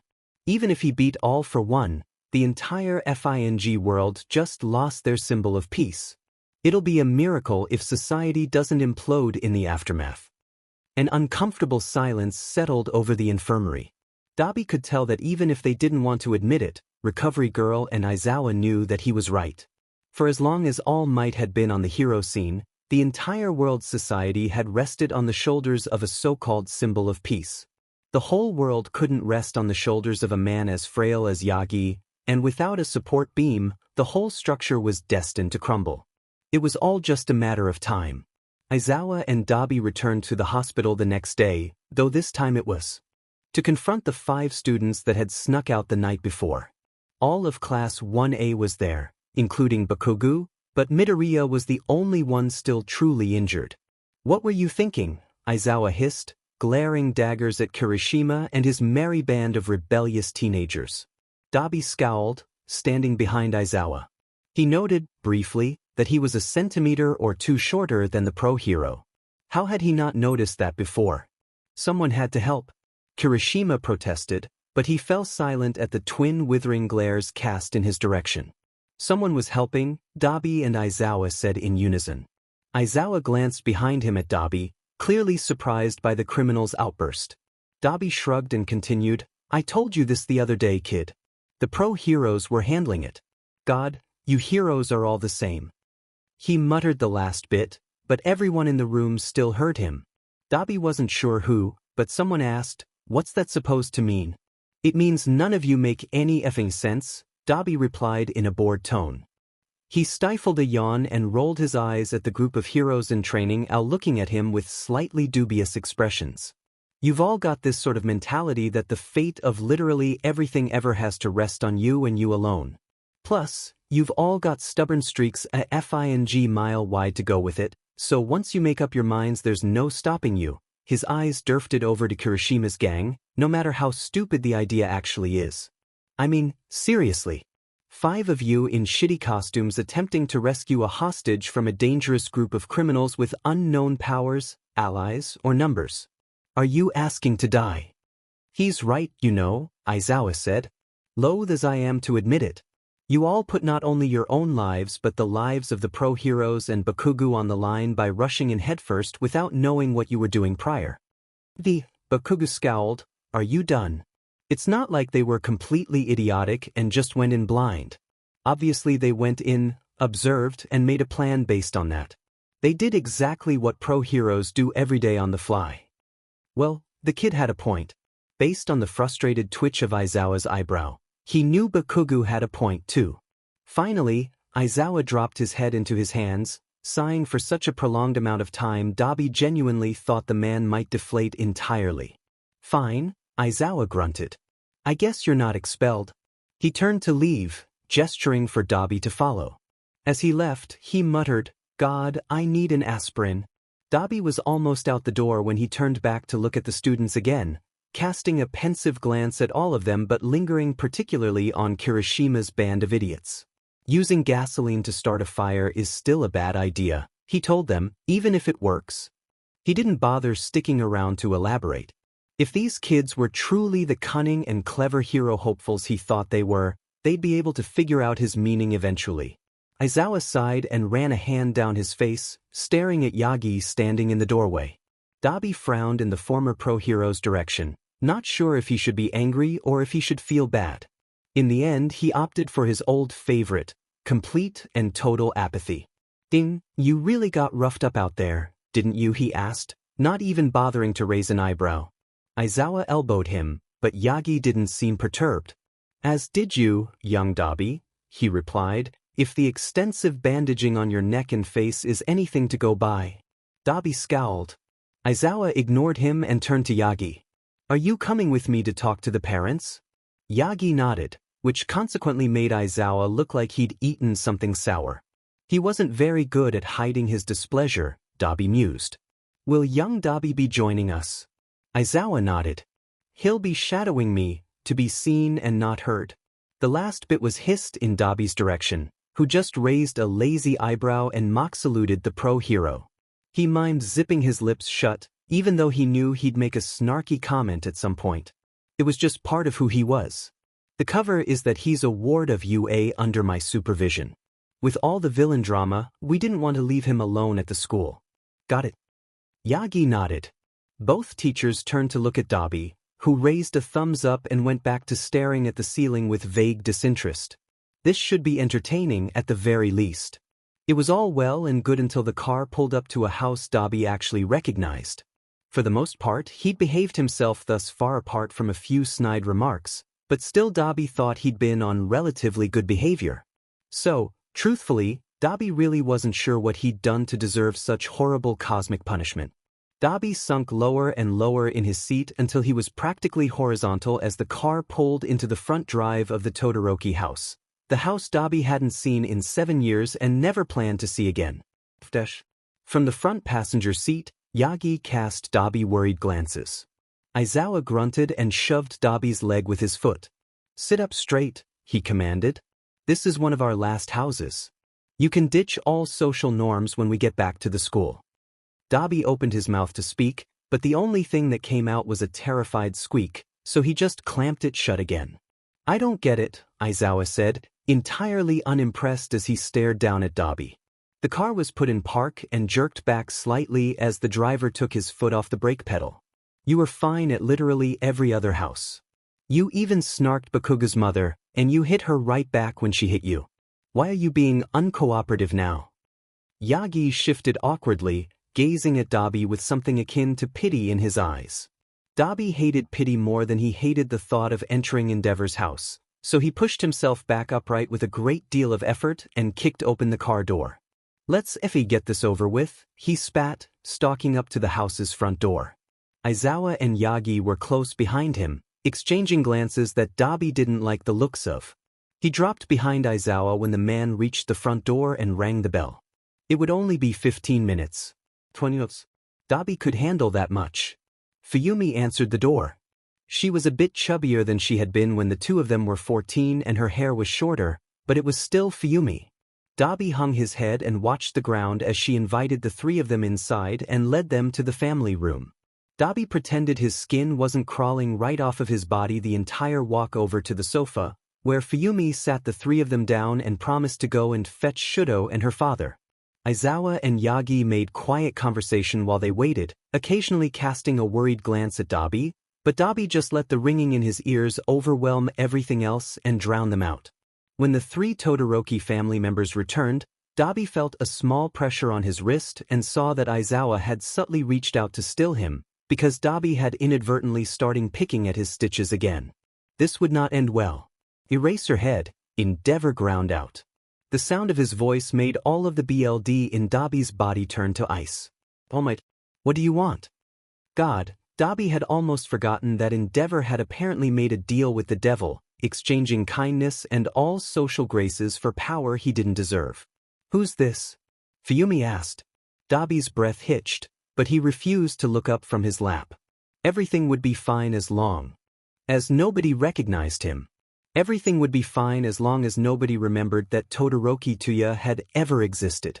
His name is Dabi. He's a ward of UA, Yagi replied. He's under Eraserhead's supervision, and with everything going on recently, we didn't want to leave him alone. You understand? Yes, Fumi said gently. Her voice took on a concerned lilt. It looks like he's already been injured. Was he involved in the attack Shoto was mentioning? The one at camp? Yes, Aizawa said. One of the villains got to him, but he wasn't kidnapped like Bakugo. Shoto, Dabi noticed, was very quiet. Oh, Fumi said. Now she sounded genuinely upset. Poor thing. He looked so young. Enough of this, Endeavor cut in. Dabi had never been grateful for anything Endeavor ever did before that moment, and he likely never would be again. Why are you here? Aizawa launched into his explanation of the dormitory system, and Dabi tuned out the rest of the interaction.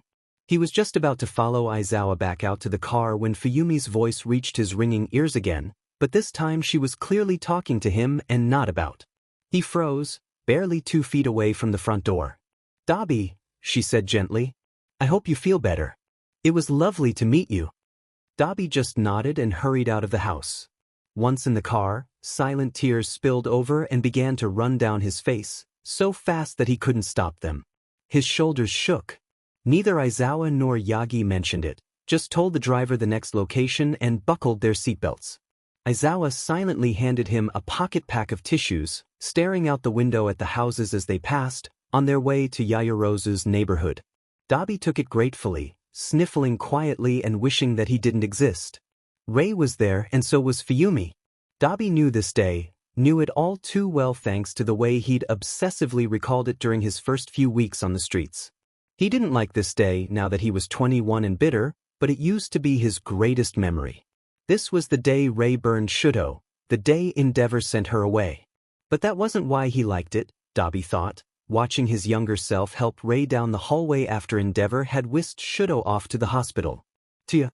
Rei asked in a soft voice. Dabi watched 12-year-old Tuya freeze for just a moment, shoulders tense. Rei never talked to him anymore, too scared and too scarred to reach out to her eldest son. Tuya led Rei into her bedroom and sat her down on the edge of the bed. He turned away for a second, only a second, to fetch her a glass of water, but when he turned back Rei's face had morphed into one of horror, one of rage.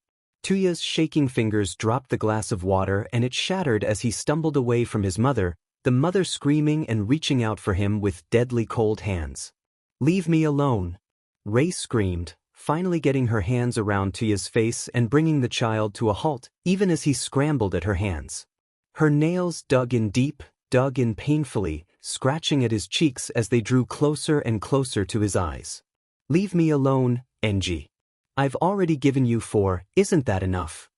And then Fumi was there. Fumi was prying Rei's hands off of Tuya's cheeks and pulling Tuya in for a hug he didn't want. Tuya shoved her away, holding a hand over his mouth like he might get sick, and stumbled out of the room. Fumi found him in the bathroom later that night, retching into the toilet even after he'd emptied all of the contents of his stomach. She reached out to rub his back, but he flinched away from her icy touch and hated himself a little more than he already did. I'm sorry, he rasped, dry heaving over the toilet bowl.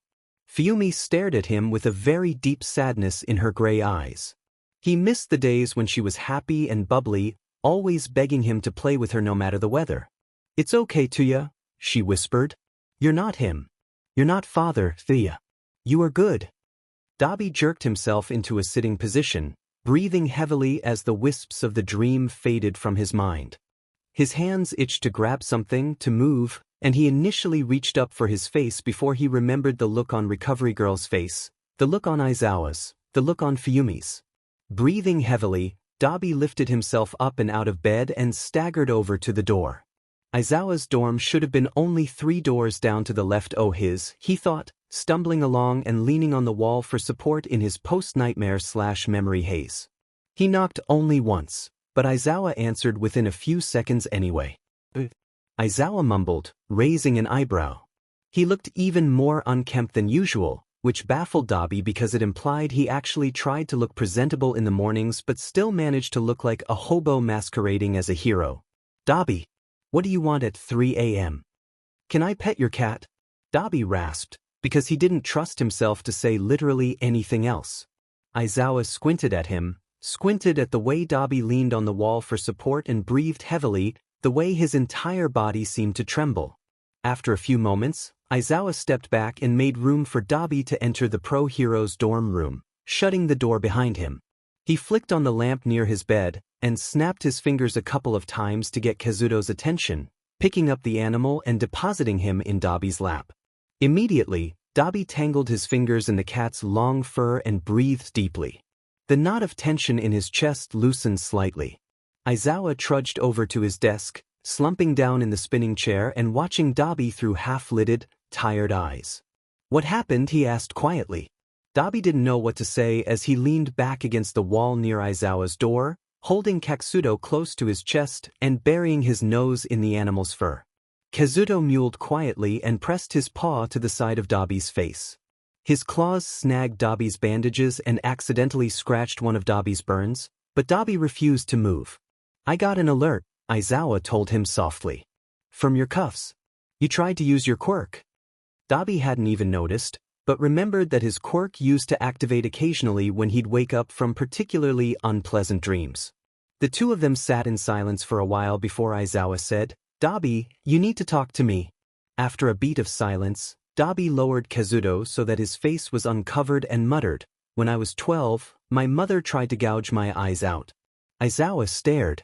Dabi could tell he was stunned, even if he didn't show it. I had a nightmare, Dabi admitted quietly. About that? Something else is bothering you, Aizawa accused.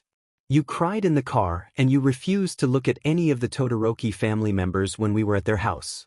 You've been quiet ever since. What's going on, Dabi? Dabi considered not answering, but in the end he was too tired to care if somebody finally knew part of his tragic backstory. Not all of it, never all of it, but at least some. I ran away from home when I was 14, he said. The comment hung in the air between the two of them, as Aizawa watched him carefully and Dabi watched his hand as it stroked Kazuto's back. I've been Dabi for a long time, but before, I used to have siblings. Sometimes it eats at me when I remember that I left them there. When I remember that I couldn't, no matter what I did, I could never protect them. Dabi, Aizawa said, when it was obvious Dabi wasn't going to continue. I need you to look at me because I need you to understand this.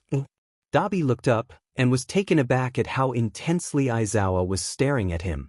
It was never your job to protect your siblings. You were a child, Dabi. Somebody should have been protecting you too. Dabi was mortified when he felt the familiar sting of hot tears behind his eyes, but he was helpless to stop it as he returned his gaze to Kazuto's orange fur. Nobody had ever said anything like that to him before, had ever implied that Dabi was meant to do anything other than take the blows for everybody else. You were a child. Somebody should have been protecting you too. And like someone had released the dam, Dabi sobbed, finally mourned the person he used to be and the family he used to have. He cried for a long time that night, petting the softest cat he'd ever felt and sitting across from the only person who had ever told him that he mattered too. Shoyuta watched as Dabi finally crumbled, the apathetic and snarky exterior melting away to reveal a boy who was hurting inside and out, a boy who never got to be a child. Nizu's words from the first night finally rang true, finally made sense in Shota's mind. Do we send him away?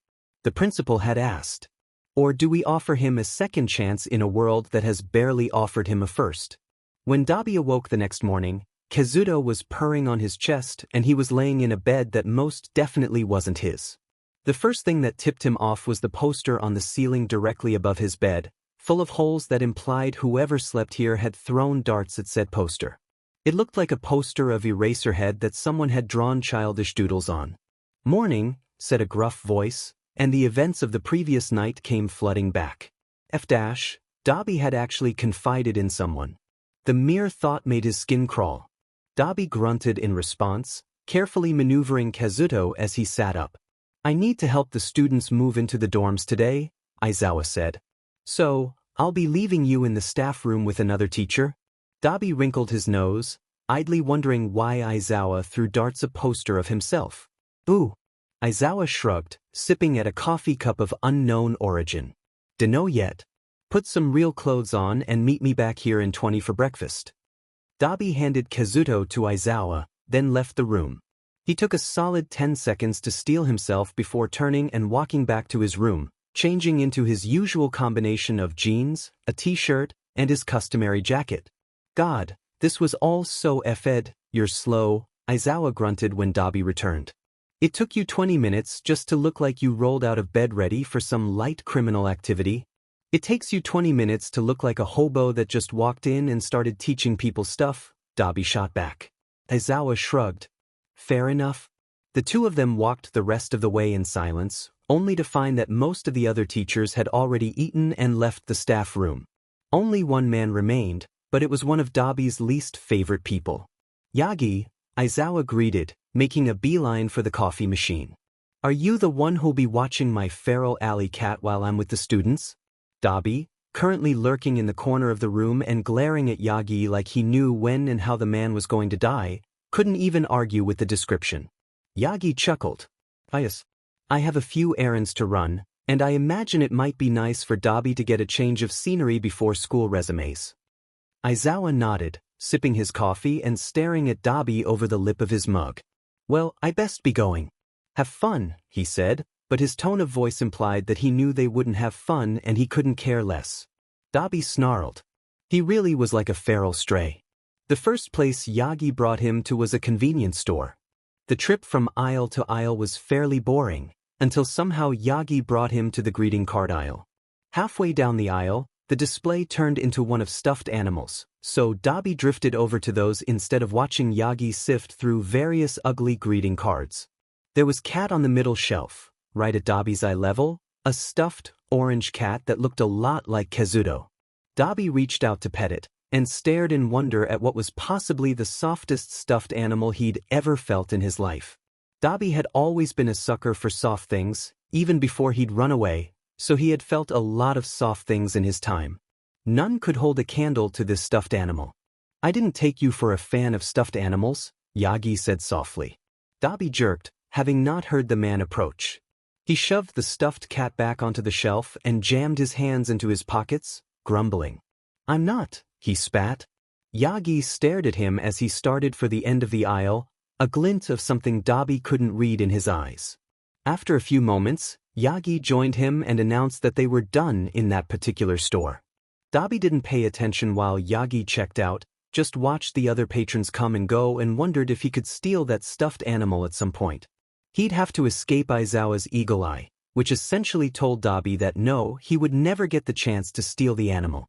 "A shame," Dabi mused, following Yagi back out to the car. The thing had been so soft.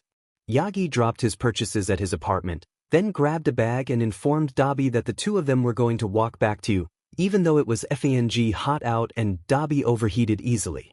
Dabi didn't bother complaining, just allowed Yagi to fall into step with him and glared out at nothing in particular. "I'm sorry," Yagi said after a few minutes of silence, startling Dabi enough that the younger man turned to look at the former pro hero. "The F-. What do you have to be sorry for?" he asked, incredulous. "You're the one who's practically lost everything." Not everything, Yagi replied, but he didn't elaborate. And I wanted to apologize, because I can tell that I hurt you when I didn't tell you who I truly was. I just figured that you seem to despise pro-heroes so much, it would probably be better if you didn't have to interact with All Might himself on your first night here. I'm still interacting with All Might himself, Dabi pointed out. I always was, no matter what you looked like. That's what I didn't like. I didn't like that you were one of the only people at this god-awful school that didn't immediately look at me like I was going to kill you, and then you were literally the guy who, he cut himself off. Never mind. I just hated that you lied.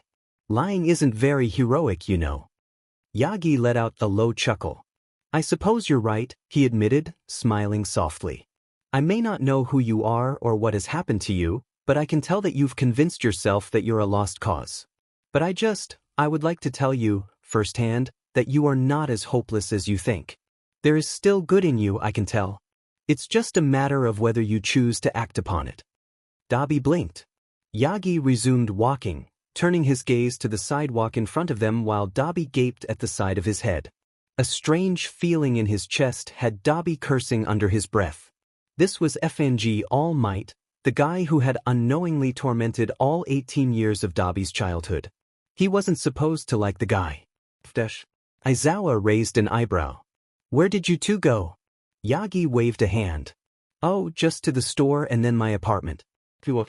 Back, since it was such a nice day. Nice day, Dabi echoed, muttering under his breath.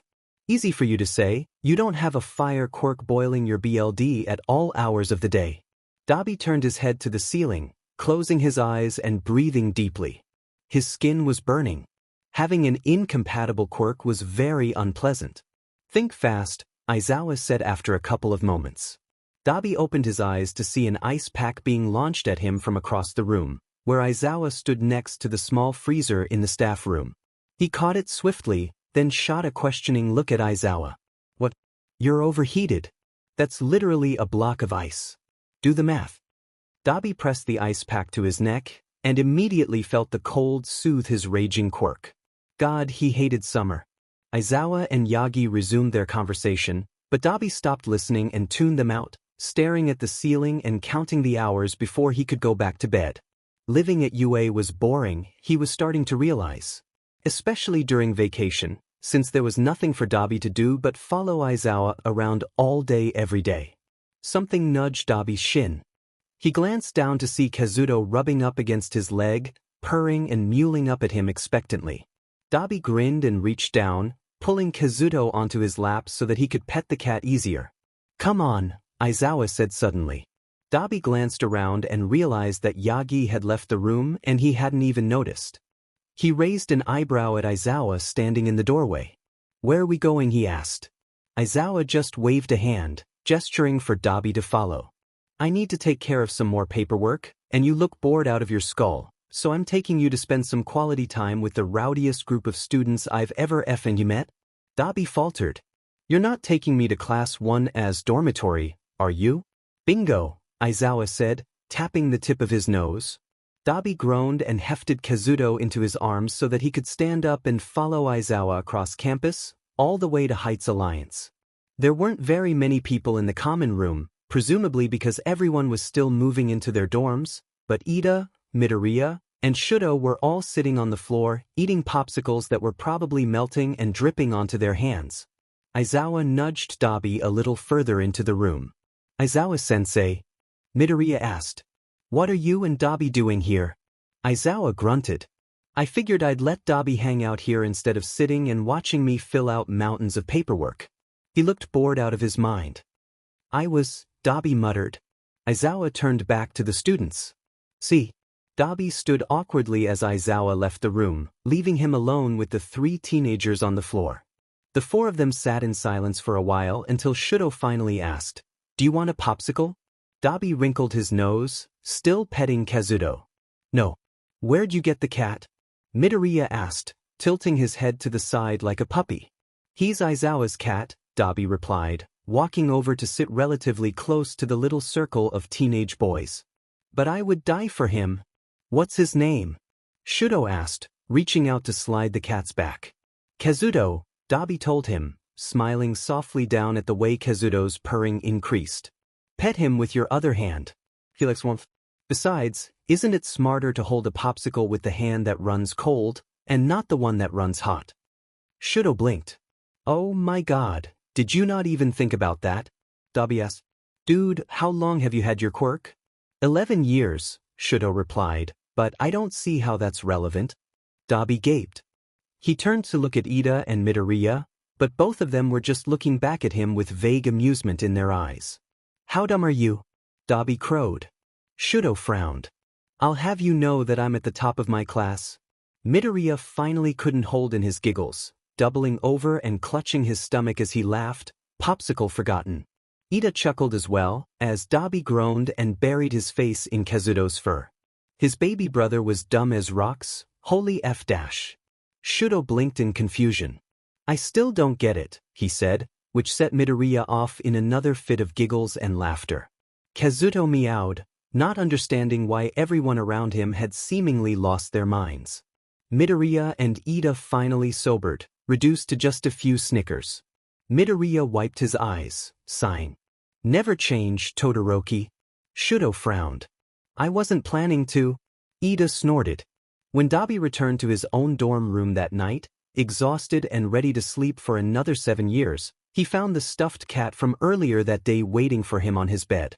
A small note had been attached to its neck, tied on with a piece of ribbon that looked like it had seen better days.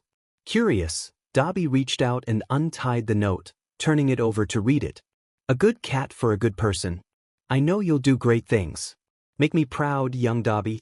With a soft smile, Dabi reached out to lift the toy cat into his lap and pet its ridiculously soft head. The note, Dabi noticed, was written in purple ink. Dabi awoke the next morning to knocking on his door. It wasn't all that unusual, until Dabi factored in that Aizawa was the only one who ever knocked on his door. It was barely 6 a.m., and Aizawa threatened him with death if Dabi were to ever try waking Aizawa before he absolutely needed to get up. Dabi dragged himself out of bed, the stuffed cat still clutched in his fists as he pulled the door open to reveal Aizawa standing on the other side of it, accompanied by Detective Tsukchi and Principal Nizu. Dabi's fingers tightened unconsciously on the cat's plush body. Something was wrong. Dabi, Principal Nizu said, and the fact that he was speaking at all was strange. Aizawa was the only one who ever spoke to Dabi, the only who took Dabi to and from meals and classes and everything in between. Dabi's eyes flickered down to the Ratman and then back up to Aizawa's shuttered expression. Something was wrong. Dabi, Nizu said again, I need you to come with us, now. I'm sorry, I know this is unorthodox, but there's no time to explain. Dabi's fingers grew so tight on the cat that his knuckles turned white. Aizawa made an aborted motion with his arm, like he was going to reach out for Dabi but didn't want to all of a sudden. He hadn't had a problem with it barely 12 hours ago. Something was wrong. Dabi looked back down at the principal, whose beady eyes had taken on a false gleam of kindness. He looked at Detective Tsukchi for some kind of clue, but the man was impassive. Aizawa was the only one he could read, and the only thing Dabi could glean from the man was that he was hiding something. Something was wrong. Principal Nizu started down the hallway, the detective and Aizawa in tow, but Dabi didn't move from his place in the doorway. Aizawa stopped and glanced back at Dabi. Come along, Dabi, he said gently, and Dabi didn't like how different his voice sounded, but he forced himself to move anyway. Something was wrong. A door opened at the end of the hallway, and Present Mike poked his head out. He looked sad, for once, and not scared as he watched Dabi, still in his pajamas and still clutching a stupid stuffed cat, follow the other 3 men blindly, not sure what was going on but knowing it wasn't good. Something was wrong. Nizu led the 3 of them all the way back to UA's conference room, where Recovery Girl and Yagi were already waiting for them. Paperwork was placed in 3 neat piles on the table, in front of Nizu's spot. Paperwork placed there for a very specific reason. Vlad King checked Dabi's quirk inhibitor cuffs before he gave Dabi a small nod and gestured for him to sit down. Aizawa sat on one side, while Midnight sat on the other. The placement was strategic, Dabi noted. Aizawa and Midnight were the ones who stood the best chance of incapacitating Dabi should he get too violent. Detective Tsukchi sat next to Yagi. Vlad King stayed standing by the door. Dabi squeezed the stuffed cat, now placed on his lap. Something was wrong. Dabi, Nizu started, pulling a pile of paperwork closer to himself. It was the farthest left on the table, implying that Nizu was going to go through all of the paperwork in order of placement. I would like to apologize once more for calling you here so out of the blue, but a few things have come to light that couldn't wait. Something was wrong. Nizu opened the file in front of him. 7 years ago, he started, and Dabi's gut clenched. He squeezed the cat even tighter, until a gentle touch from his left, the side Aizawa was sitting on, prompted him to lighten up. There was a fire in one of the wings of UA. The entire wing burned to ash, but, miraculously, only one person was in there at the time of the fire. As if whoever had set the blaze had planned it. Something was wrong. Aizawa was going through some old property damage files yesterday when he stumbled across this one. Nizu continued. As the incident report states, at approximately 12:07, just before the lunch PRD ended, one of the security guards noted that there was a kid in one of UA's empty hallways. Nobody else was around. The wing was dangerous and falling apart, so nobody should have been in there to begin with. The security guard called for his manager at the time, but by the time the manager got there, the entire hallway was already on fire, obscuring the kid from view. Nizu looked up. Dabi couldn't tell if he was even breathing anymore, until Aizawa nudged him again and he realized that no, he was not breathing. He turned to look at Aizawa, whose face pinched into a frown when he noticed the abject horror on Dabi's face. Something was wrong. Breathe, Aizawa commanded. He exaggerated his own breathing, a technique Dabi recognized and attempted to copy.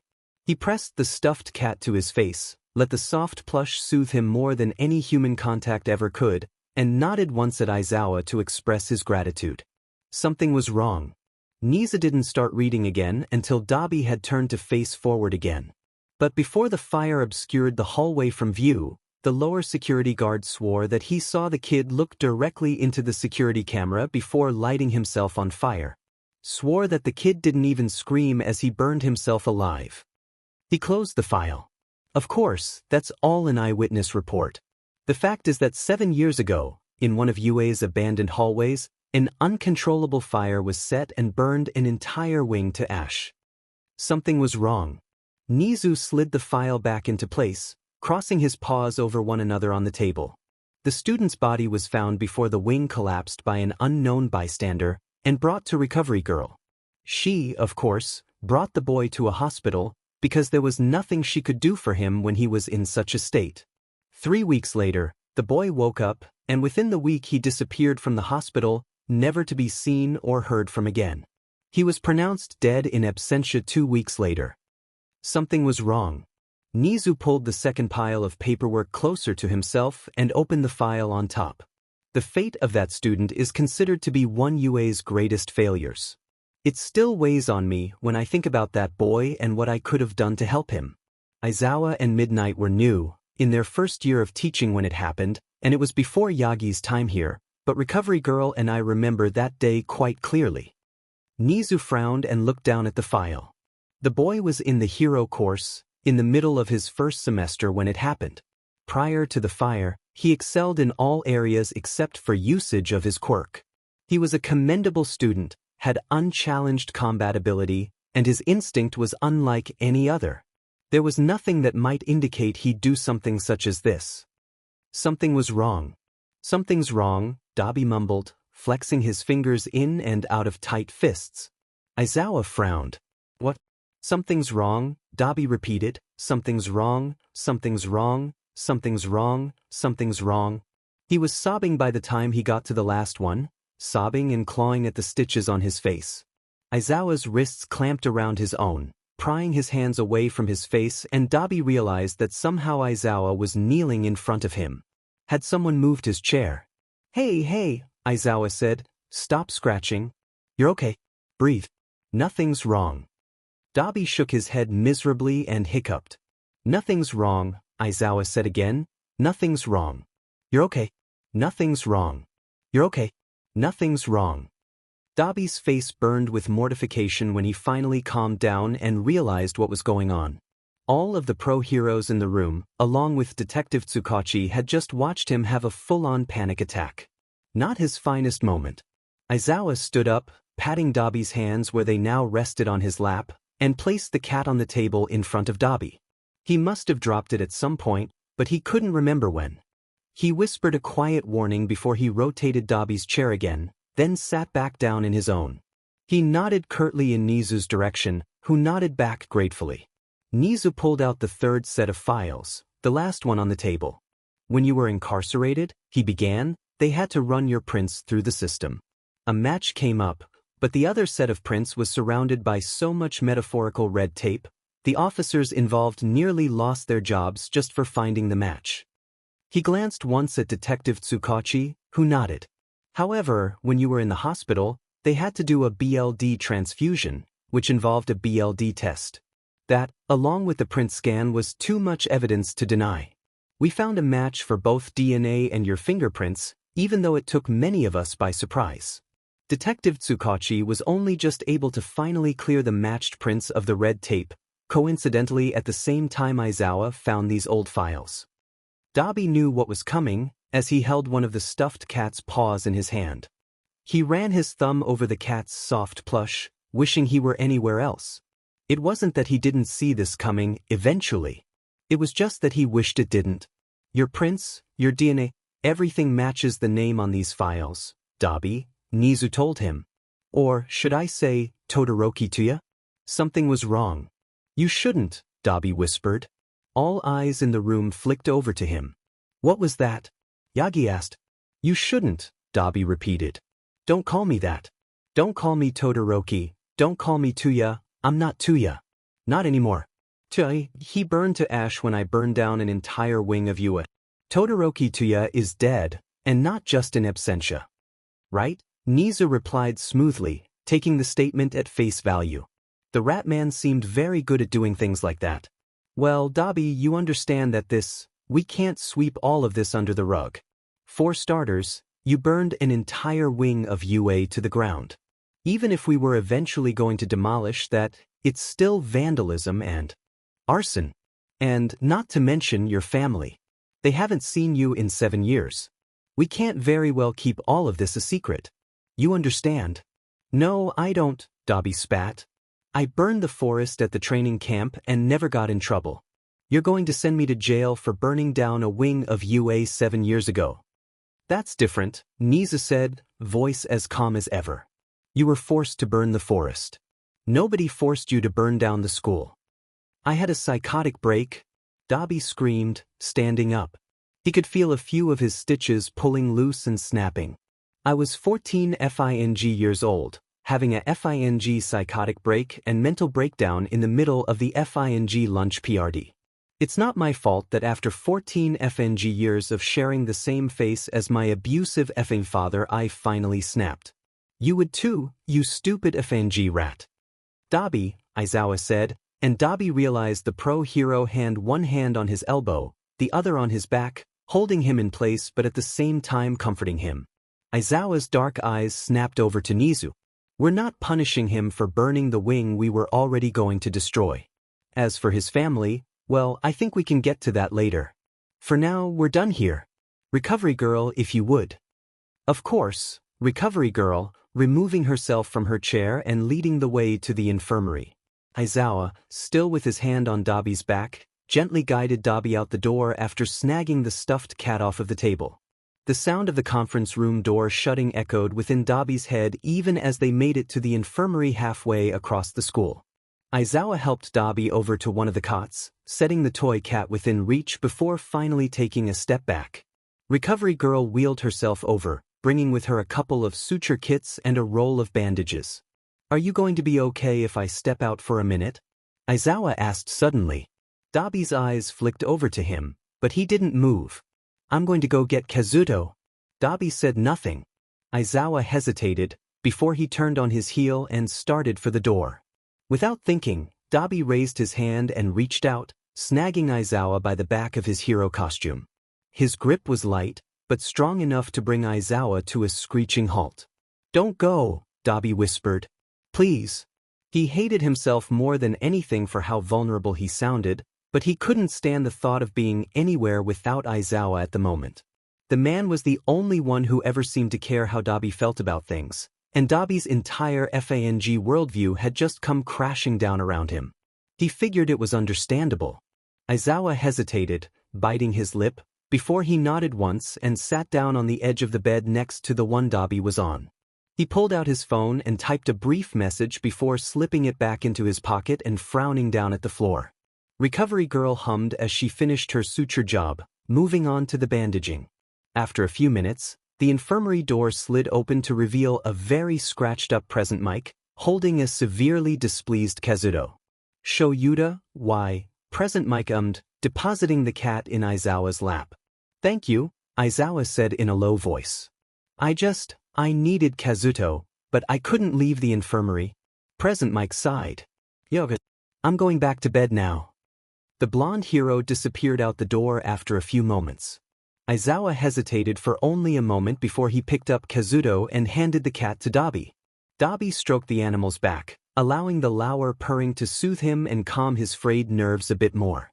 Recovery girl sat back as soon as she finished bandaging Dabi's face and neck, clearing away the garbage before toddling back over to her desk to work quietly. Aizawa and Dabi sat in silence for several long moments, until Aizawa said, "Was it just you?" Endeavor, Aizawa clarified.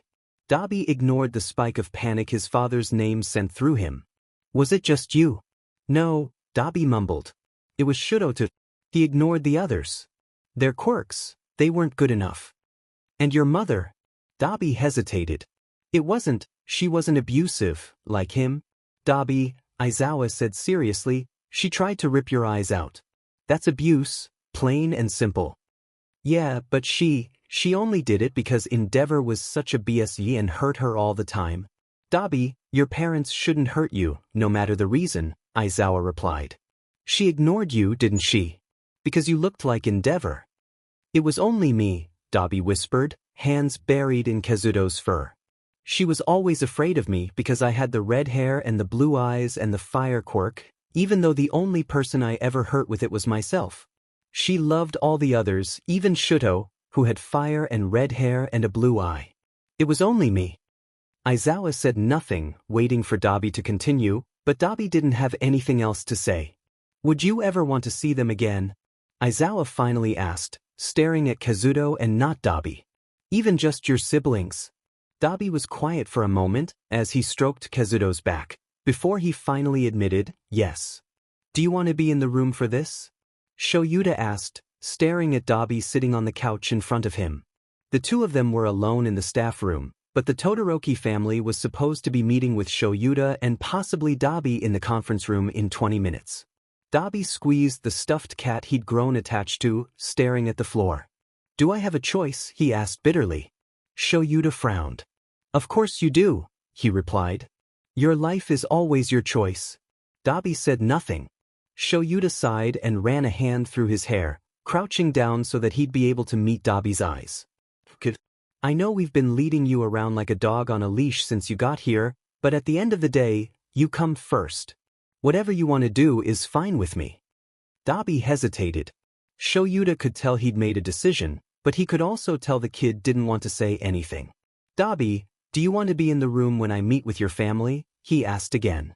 He waited a beat, before adding, "You can say no, if that's what you want." Dabi squeezed the cat so hard his knuckles turned white. "I would rather just stay here," he said quietly. "I'm not ready to face them yet." "That's okay," Shoyuta told him, standing and wincing when he heard his knees crack. Dabi snickered. "Old man," he teased. Shoyuta rolled his eyes and cracked his neck, glancing at the clock. "I gotta go," he said. "Do you want me to send someone in here to spend the time with you, or would you rather be alone?" Dabi shrugged. Shoyuta nodded, slipping his hand into his pocket for his phone. He sent off a quick message and started for the door. "Yagi's on his way," he said over his shoulder, leaving the room before Dabi could reply.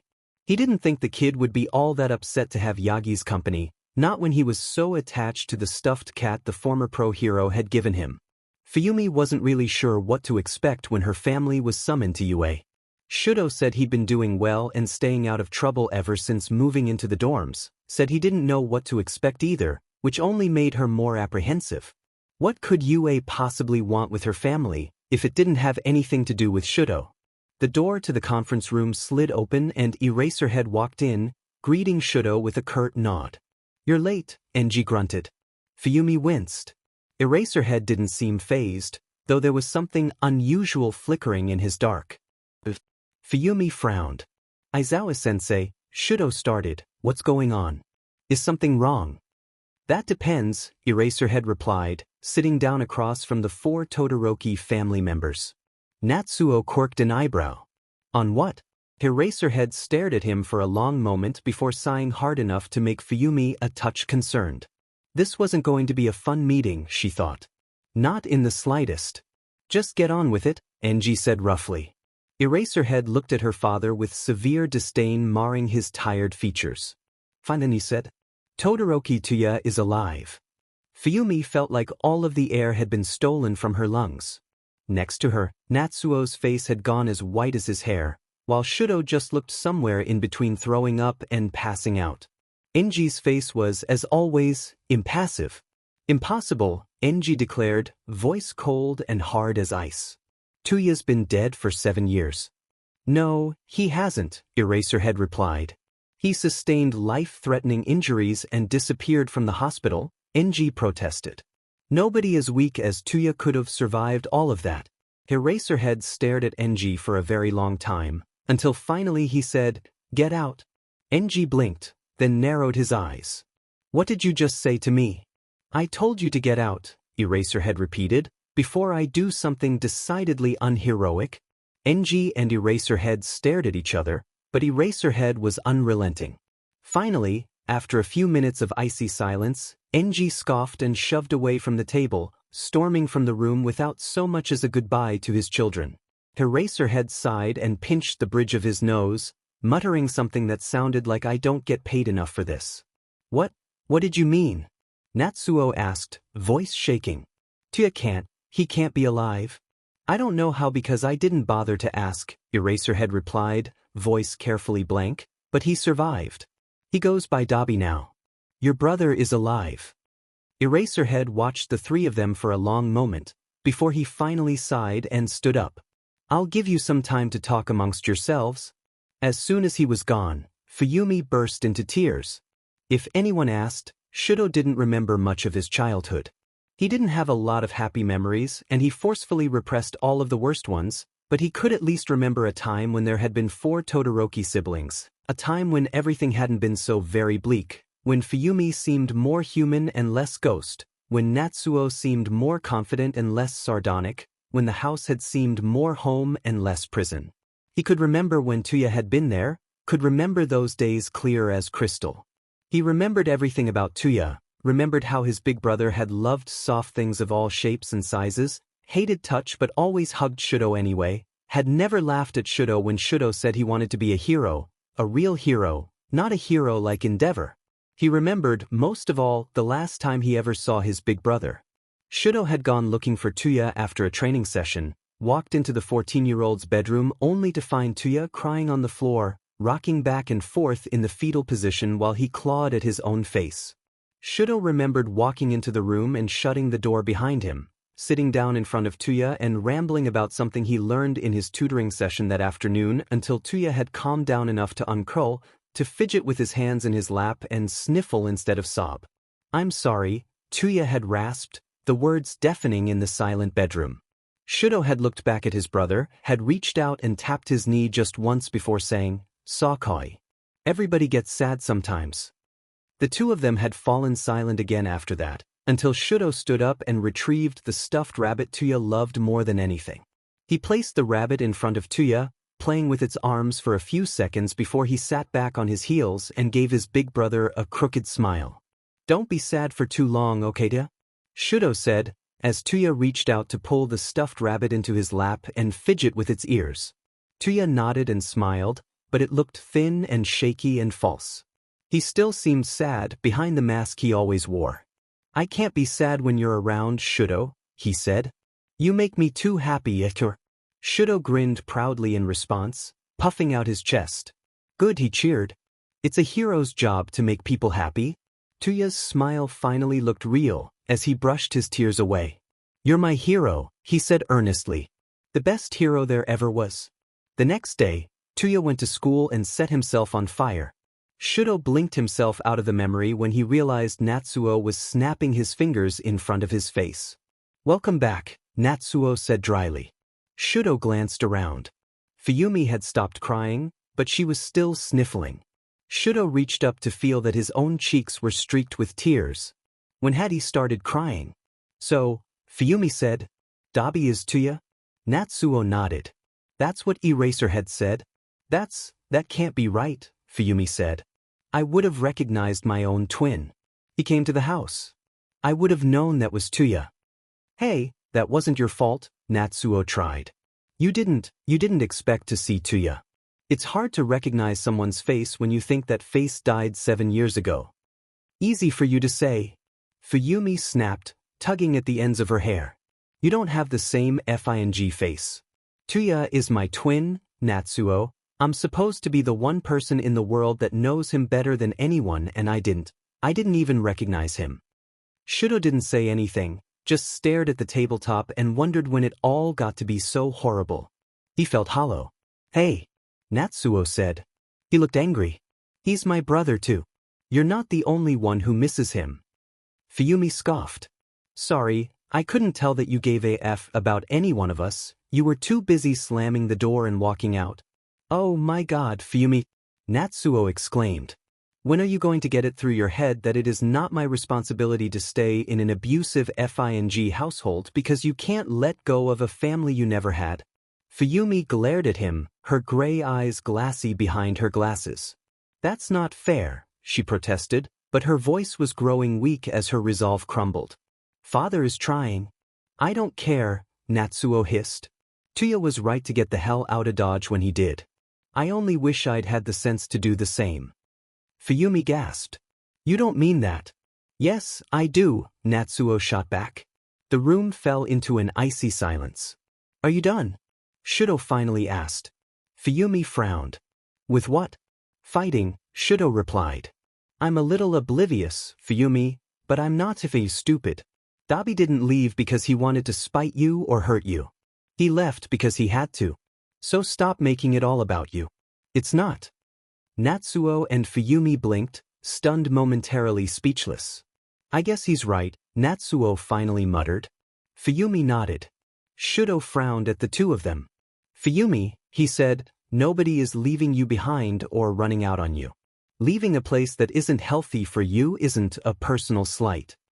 Fumi turned her gaze to the floor. Natsuo, Shoto said, turning to his brother. Fumi's not wrong for wanting a normal family. Maybe she went about it in the wrong way, but at the end of the day she just wants to be close with you. That's not a crime. Natsuo shifted guiltily. God, Shoto wrinkled his nose. Which one of us is the immature 15-year-old? I can't seem to tell. Maybe we deserve that, Fumi admitted. Shoto scoffed. What are we gonna do about tea, Dabi? Natsuo asked awkwardly. There's probably a reason why he didn't want to see us, Fumi said softly, frowning. So maybe for now we leave him a message. Put the ball in his court. Shoto stood up. I'll go get Aizawa-sensei. Dabi glanced up when the door opened, dog-earing the page of the book he'd been reading when he saw the look on Aizawa's face. What did I miss? He asked carefully.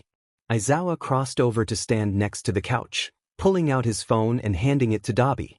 Your siblings left you a voicemail. And Endeavor. Oh, him, Aizawa said lightly. Yeah, I threw him out on his butt. Dabi snorted. I would have paid to see that. Aizawa glanced back down at his phone, then at Dabi. Dabi reached up with a shaking hand to take the phone from Aizawa, pulling up the voicemail. He inhaled once before he hit play, and the sound of Fumi's voice filled the room. Hello, Tuya, she said, and Dabi's breath caught in his throat, or, I guess you go by Dabi now. Hello, Dabi. It's Fumi. I've missed you. If possible, I would like to visit you. I understand you've washed your hands of our father's abuse, but I hope you haven't scrubbed them so clean that you've forgotten me. I've never forgotten you. No pressure, Just please remember that you're good, Dabi. You always have been. I love you. Something shuffled on the other end, then a voice that sounded like Natsuo started speaking. Fadeps. Is it okay if I give you a nickname? I don't live at home anymore, but I still miss you and I'd still like to visit you soon, maybe when Fumi does. You were the best big bro, Dabi. I miss you. Call us back soon. We've got 7 years to catch up on. The phone shuffled one last time, and this time it was Shoto that spoke. I'm sorry, he started with, and Dabi's entire heart broke. I'm sorry that I saw how sad you were and I couldn't help. I'm sorry that you got hurt, Dabi. You always said that I was your hero, but I don't think I ever got to tell you that you were mine. You are the thing that keeps me going even now, the thought that makes me reach higher, go further, be better. I want to be the best hero. Because if I had been the best hero, like you always said I was, I could have saved you. The voicemail ended, leaving the two of them in silence. Dabi stared at the phone and realized, idly, that he was crying. I want to see them, he whispered. I want to see them as soon as possible. Aizawa stared at him, and Dabi could have sworn he saw a flicker of a smile on the man's face. Okay. Come on, Aizawa said, nudging Dabi with his foot. At the current moment, Dabi was laying on his side on the ground, staring at a sleeping Kazuto and pretending he didn't exist. They'll be here in 15 minutes? I changed my mind, Dabi replied, reaching out to smooth the fur on Kazuto's nose. The cat wrinkled its nose but didn't wake. Too bad, Aizawa grunted, leaning down to pull Dabi to his feet by his armpits. Idly, Dabi scratched at the bandages on his face until Aizawa smacked his hand away with a stern look. Come on. You'll be meeting in the conference room. Dabi hesitated, hands stuffed in his pockets. Will you be in the room? Aizawa shook his head. He grabbed one of Dabi's wrists to tug it out of his pocket and then forced the stuffed cat into his hand. Ever since Dabi had come to him after the nightmare, he'd been rather paternal toward Dabi. It was weird, but Dabi didn't hate it, so he let it be. Fidgeting with the stuffed cat's ear, Dabi followed Aizawa out of the dormitory and across campus. The pro hero led him into the conference room, tapped him once on the shoulder, then left the room. A few moments passed before the door opened again. Dabi very carefully didn't look at the door, even though, based on the chattering and nervous comments, he knew who was coming in. Tia? Fumi asked in a choked voice, and Dabi finally turned to look at his 3 siblings, gathered in the doorway. One of them had had the sense to close the door, at the very least. I go by Dabi now, he replied in an equally choked voice. Fumi's cheeks were suddenly flooded with tears, as Natsuo and Shoto guided her over to the 3 seats across from Dabi's. It took a couple of minutes, but once Fumi has pulled herself together, she said, You look well. Dabi snorted. I looked like death warmed over, Fumi. Even I know that. Natsuo snickered and Shoto stifled a grin, while Fumi floundered. I see you haven't lost your dreadful sense of humor, she sniffed. Never, Dabi replied. The 4 of them lapsed into awkward silence after that, silence loaded with all of the things they didn't want to say, all of the questions left unanswered. Finally, after what felt like ages, Natsuo pulled out a small, brown paper bag. He glanced once at Shoto and Fumi before sliding the bag across the table toward Dabi. Dabi pulled the bag closer to himself, reaching in to see what was inside. His hand brushed something soft, something eerily familiar, and he stilled. Go on, Fumi said gently. Dabi reached all the way into the bag and pulled out a stuffed rabbit, the stupid stuffed rabbit he'd loved so much as a child. He could remember the way Fumi used to make him hold it for comfort when she bandaged his bruises and burns, the way Natsuo would carefully arrange it so that it was a part of any activity they did, the way Shoto would press it to his burns and insist the rabbit would make him feel better. He didn't know how it survived all the years, didn't know how they even managed to find it, but he knew that as soon as his fingers brushed the old toy, something opened within him, something that had been locked for a very long time. Dabi's fingers tightened around the rabbit as he cried, curling in on himself instinctively. Natsuo and Shoto floundered, both of them making aborted motions to reach out or move toward Dabi, but Fumi didn't hesitate as she stood and crossed the room to stoop down next to Dabi and pull him into a hug. Dabi threw his arms around her, around his twin sister, the sister he hadn't truly seen in 7 years, and finally, finally, allowed himself to grieve all of the things he had lost.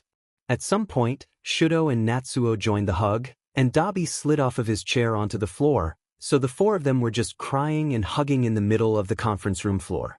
Aizawa opened the door after a while, only to see them all still holding tight to each other, and decided that he'd come back later. He shut the door and turned away. They hadn't seen each other in 7 years. He could give them another 5 minutes. Dabi stared up at the looming building with apprehension, hands clenched into fists at his side. "Are you sure you want to do this?" Shoto asked. Initially, Dabi found it strange to go anywhere without Aizawa, but he'd grown accustomed to it in the few weeks since he'd reunited with his siblings. He inhaled and exhaled slowly, steeling himself. "Yes," he replied. Shoto stared at him a moment longer before he walked forward and led Dabi down several hallways, up a few flights of stairs, and finally down one more hallway before stopping outside a relatively unassuming door. The only thing notable was the name card placed next to it, the name card that announced the room to belong to Todoroki Rei. "She knows you're coming today," Shoto told him gently. "You can go in alone if you want." Dabi nodded once, clenching and unclenching his fist before reaching up to knock on the door. A gentle, "Come in," sounded from within the room. Dabi's heart nearly stopped altogether. This was going to be much harder than he'd anticipated. Shoto nodded encouragingly, and Dabi reached out to push the door open. He stepped into the room, watching the floor as he closed the door behind him. A soft intake of breath sounded from somewhere in front of him, but still he didn't look up. "Hello, Dabi," said his mother's voice, and Dabi nearly broke down right there. "Mama," he whispered in return, finally looking up at the mother he hadn't seen in 9 years.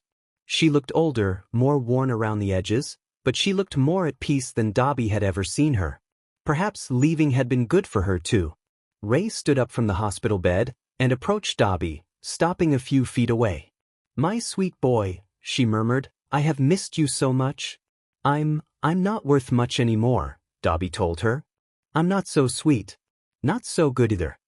"Oh, Dabi," she chided, brushing her hair out of her eyes, "you have always been so gentle and kind, so good. I'm sorry I couldn't see that." Dabi couldn't hold back his tears then, crying silently. "You have always been so good. Can I touch you?" Rei asked. Dabi nodded, and she reached up with her gentle hands to cup his face, to brush away his tears, to pull him into a soft hug for the first time in nearly 20 years. "The world has not been kind to you, has it?" Rei asked after a couple of moments. Dabi didn't trust himself to speak, so he just shook his head as Rei reached up to slide his hair. She shushed him, whispering, "It's okay. I'll protect you now, the way I should have when you were young. I love you, Dabi. I always have." And there it was. Everything Dabi had ever wanted to hear, 20 years too late and somehow right on time. Rei smiled at the sight of her 4 wonderful children entering the garden. She'd only recently been allowed to go outside for visits, something that her children took advantage of immediately. Natsuo shoved Shoto in response to something her youngest had said, while Fumi rolled her eyes. Dabi was distracted by the cat carrier in his arms, something he most definitely didn't have the week before. Rei quirked an eyebrow. "Hello, Mom," Natsuo said, sitting down across from her. Shoto and Fumi greeted her as well, taking the remaining seats at the table. Dabi sat on the ground after a quick hello. Rei's smile softened. Her children had all grown up to be so appealing. "Dabi, what you got there?" she asked. Dabi pulled a small cat out of the carrier. It was a bundle of fluff, barely bigger than his hand, with most cream-colored fur except for its ears, legs, tail, and face. Dabi smiled down at the small creature, stroking its back. "Mom," he said, lifting the cat to place it on the tabletop, "meet Yoshi." Rei looked down at the kitten, as it meandered over to Shoto's left hand and shoved its way underneath. Shoto stifled a grin and started to scratch behind the cat's ears.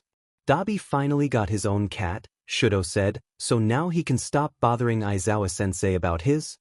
"Wrong," Dabi piped up, watching his cat wander around the table. "I would still die for Kazuto." Rei chuckled. "Anything else going on with you, Dabi?" Dabi shifted. "I'm starting classes soon," he told her. "Training to be a quirk specialist." Principal Nizu said he might even take me on at UA once I get certified. What? Natsuo exclaimed. You didn't tell us that. Dabi blinked. Whoops. Fumi rolled her eyes, waving a hand. He's always been like this, hiding his accomplishments and whatnot. Just let us appreciate you, Dabi. No. Shoto snickered, still petting Yoshi's ears. I think we'll be starting work study soon, he told Rei, ignoring his siblings. Rei smiled. And what about that Midoriya boy, how are things going with him?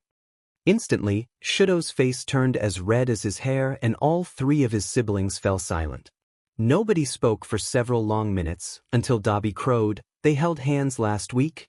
Shoto lunged for Dabi, tackling him to the ground even as Dabi snickered victoriously. Natsuo and Fumi immediately erupted in shouts and jeers, which only made Shoto turn redder by the second. Natsuo has a girlfriend? Shoto shouted, attempting to draw the attention away from himself. Natsuo flushed. Fumi's been flirting with a coworker for 3 weeks. Natsuo immediately retorted. She asked them out yesterday. That's not fair, Dabi doesn't have a significant other. Fumi cried. Rei sat back and watched her children argue good-naturedly, as Yoshi wandered over to her. Her hands were cold, but still the cat purred in response to her touch. Rei smiled fondly as Dabi finally flipped Shoto off of him and onto the grass, scrambling out of reach and holding out finger guns threateningly. Stay back, Dabi threatened. I know how to use these things. I'm very lucky, Rei thought, as bad as things may seem to an outsider. She remembered the days when the 4 of them were children, roughhousing in the garden when Enji was out of town, remembered them like they were only yesterday. She remembered how Fumi used to be energetic, always moving and always ready to do more, while Tuya had been more sullen and withdrawn. She remembered how Natsuo had always been so loud, had filled every room he entered, while Shoto had been soft and silent, a comforting presence no matter what was going on. The 4 of them had mixed well together, whether they were watching TV or grocery shopping or playing heroes in the backyard. When Fumi started visiting when she was 15, she had been different. Gentle. Soft-spoken. Everything Tuya used to be, everything Fumi never was. Natsuo had been angry when he started visiting a few years later. He'd been quieter, too, but Rei could tell that it was because he was keeping a lid on his pot, whereas Fumi's was just empty. Shoto hadn't started visiting until he was 15, but even he was different. Still naive, still the sweetheart Rei had always known him to be, but there was something brimming underneath his skin that she didn't recognize. Tuya had never visited, but when Dabi walked in, Rei understood. She understood why Fumi had turned soft, why Natsuo had turned withdrawn, why Shoto had turned distant. They had turned into him because they didn't fit together without him. Yoshi let out a soft mewl, drawing Rei out of her thoughts. Dabi and Shoto were now standing 3 feet apart, with Fumi standing by Dabi and Natsuo standing by Shoto. Fumi called out, 10 paces, turn, fire. Yes, Rei thought, watching Shoto draw his own finger guns on Dabi for an old-school duel. It doesn't get much better than this.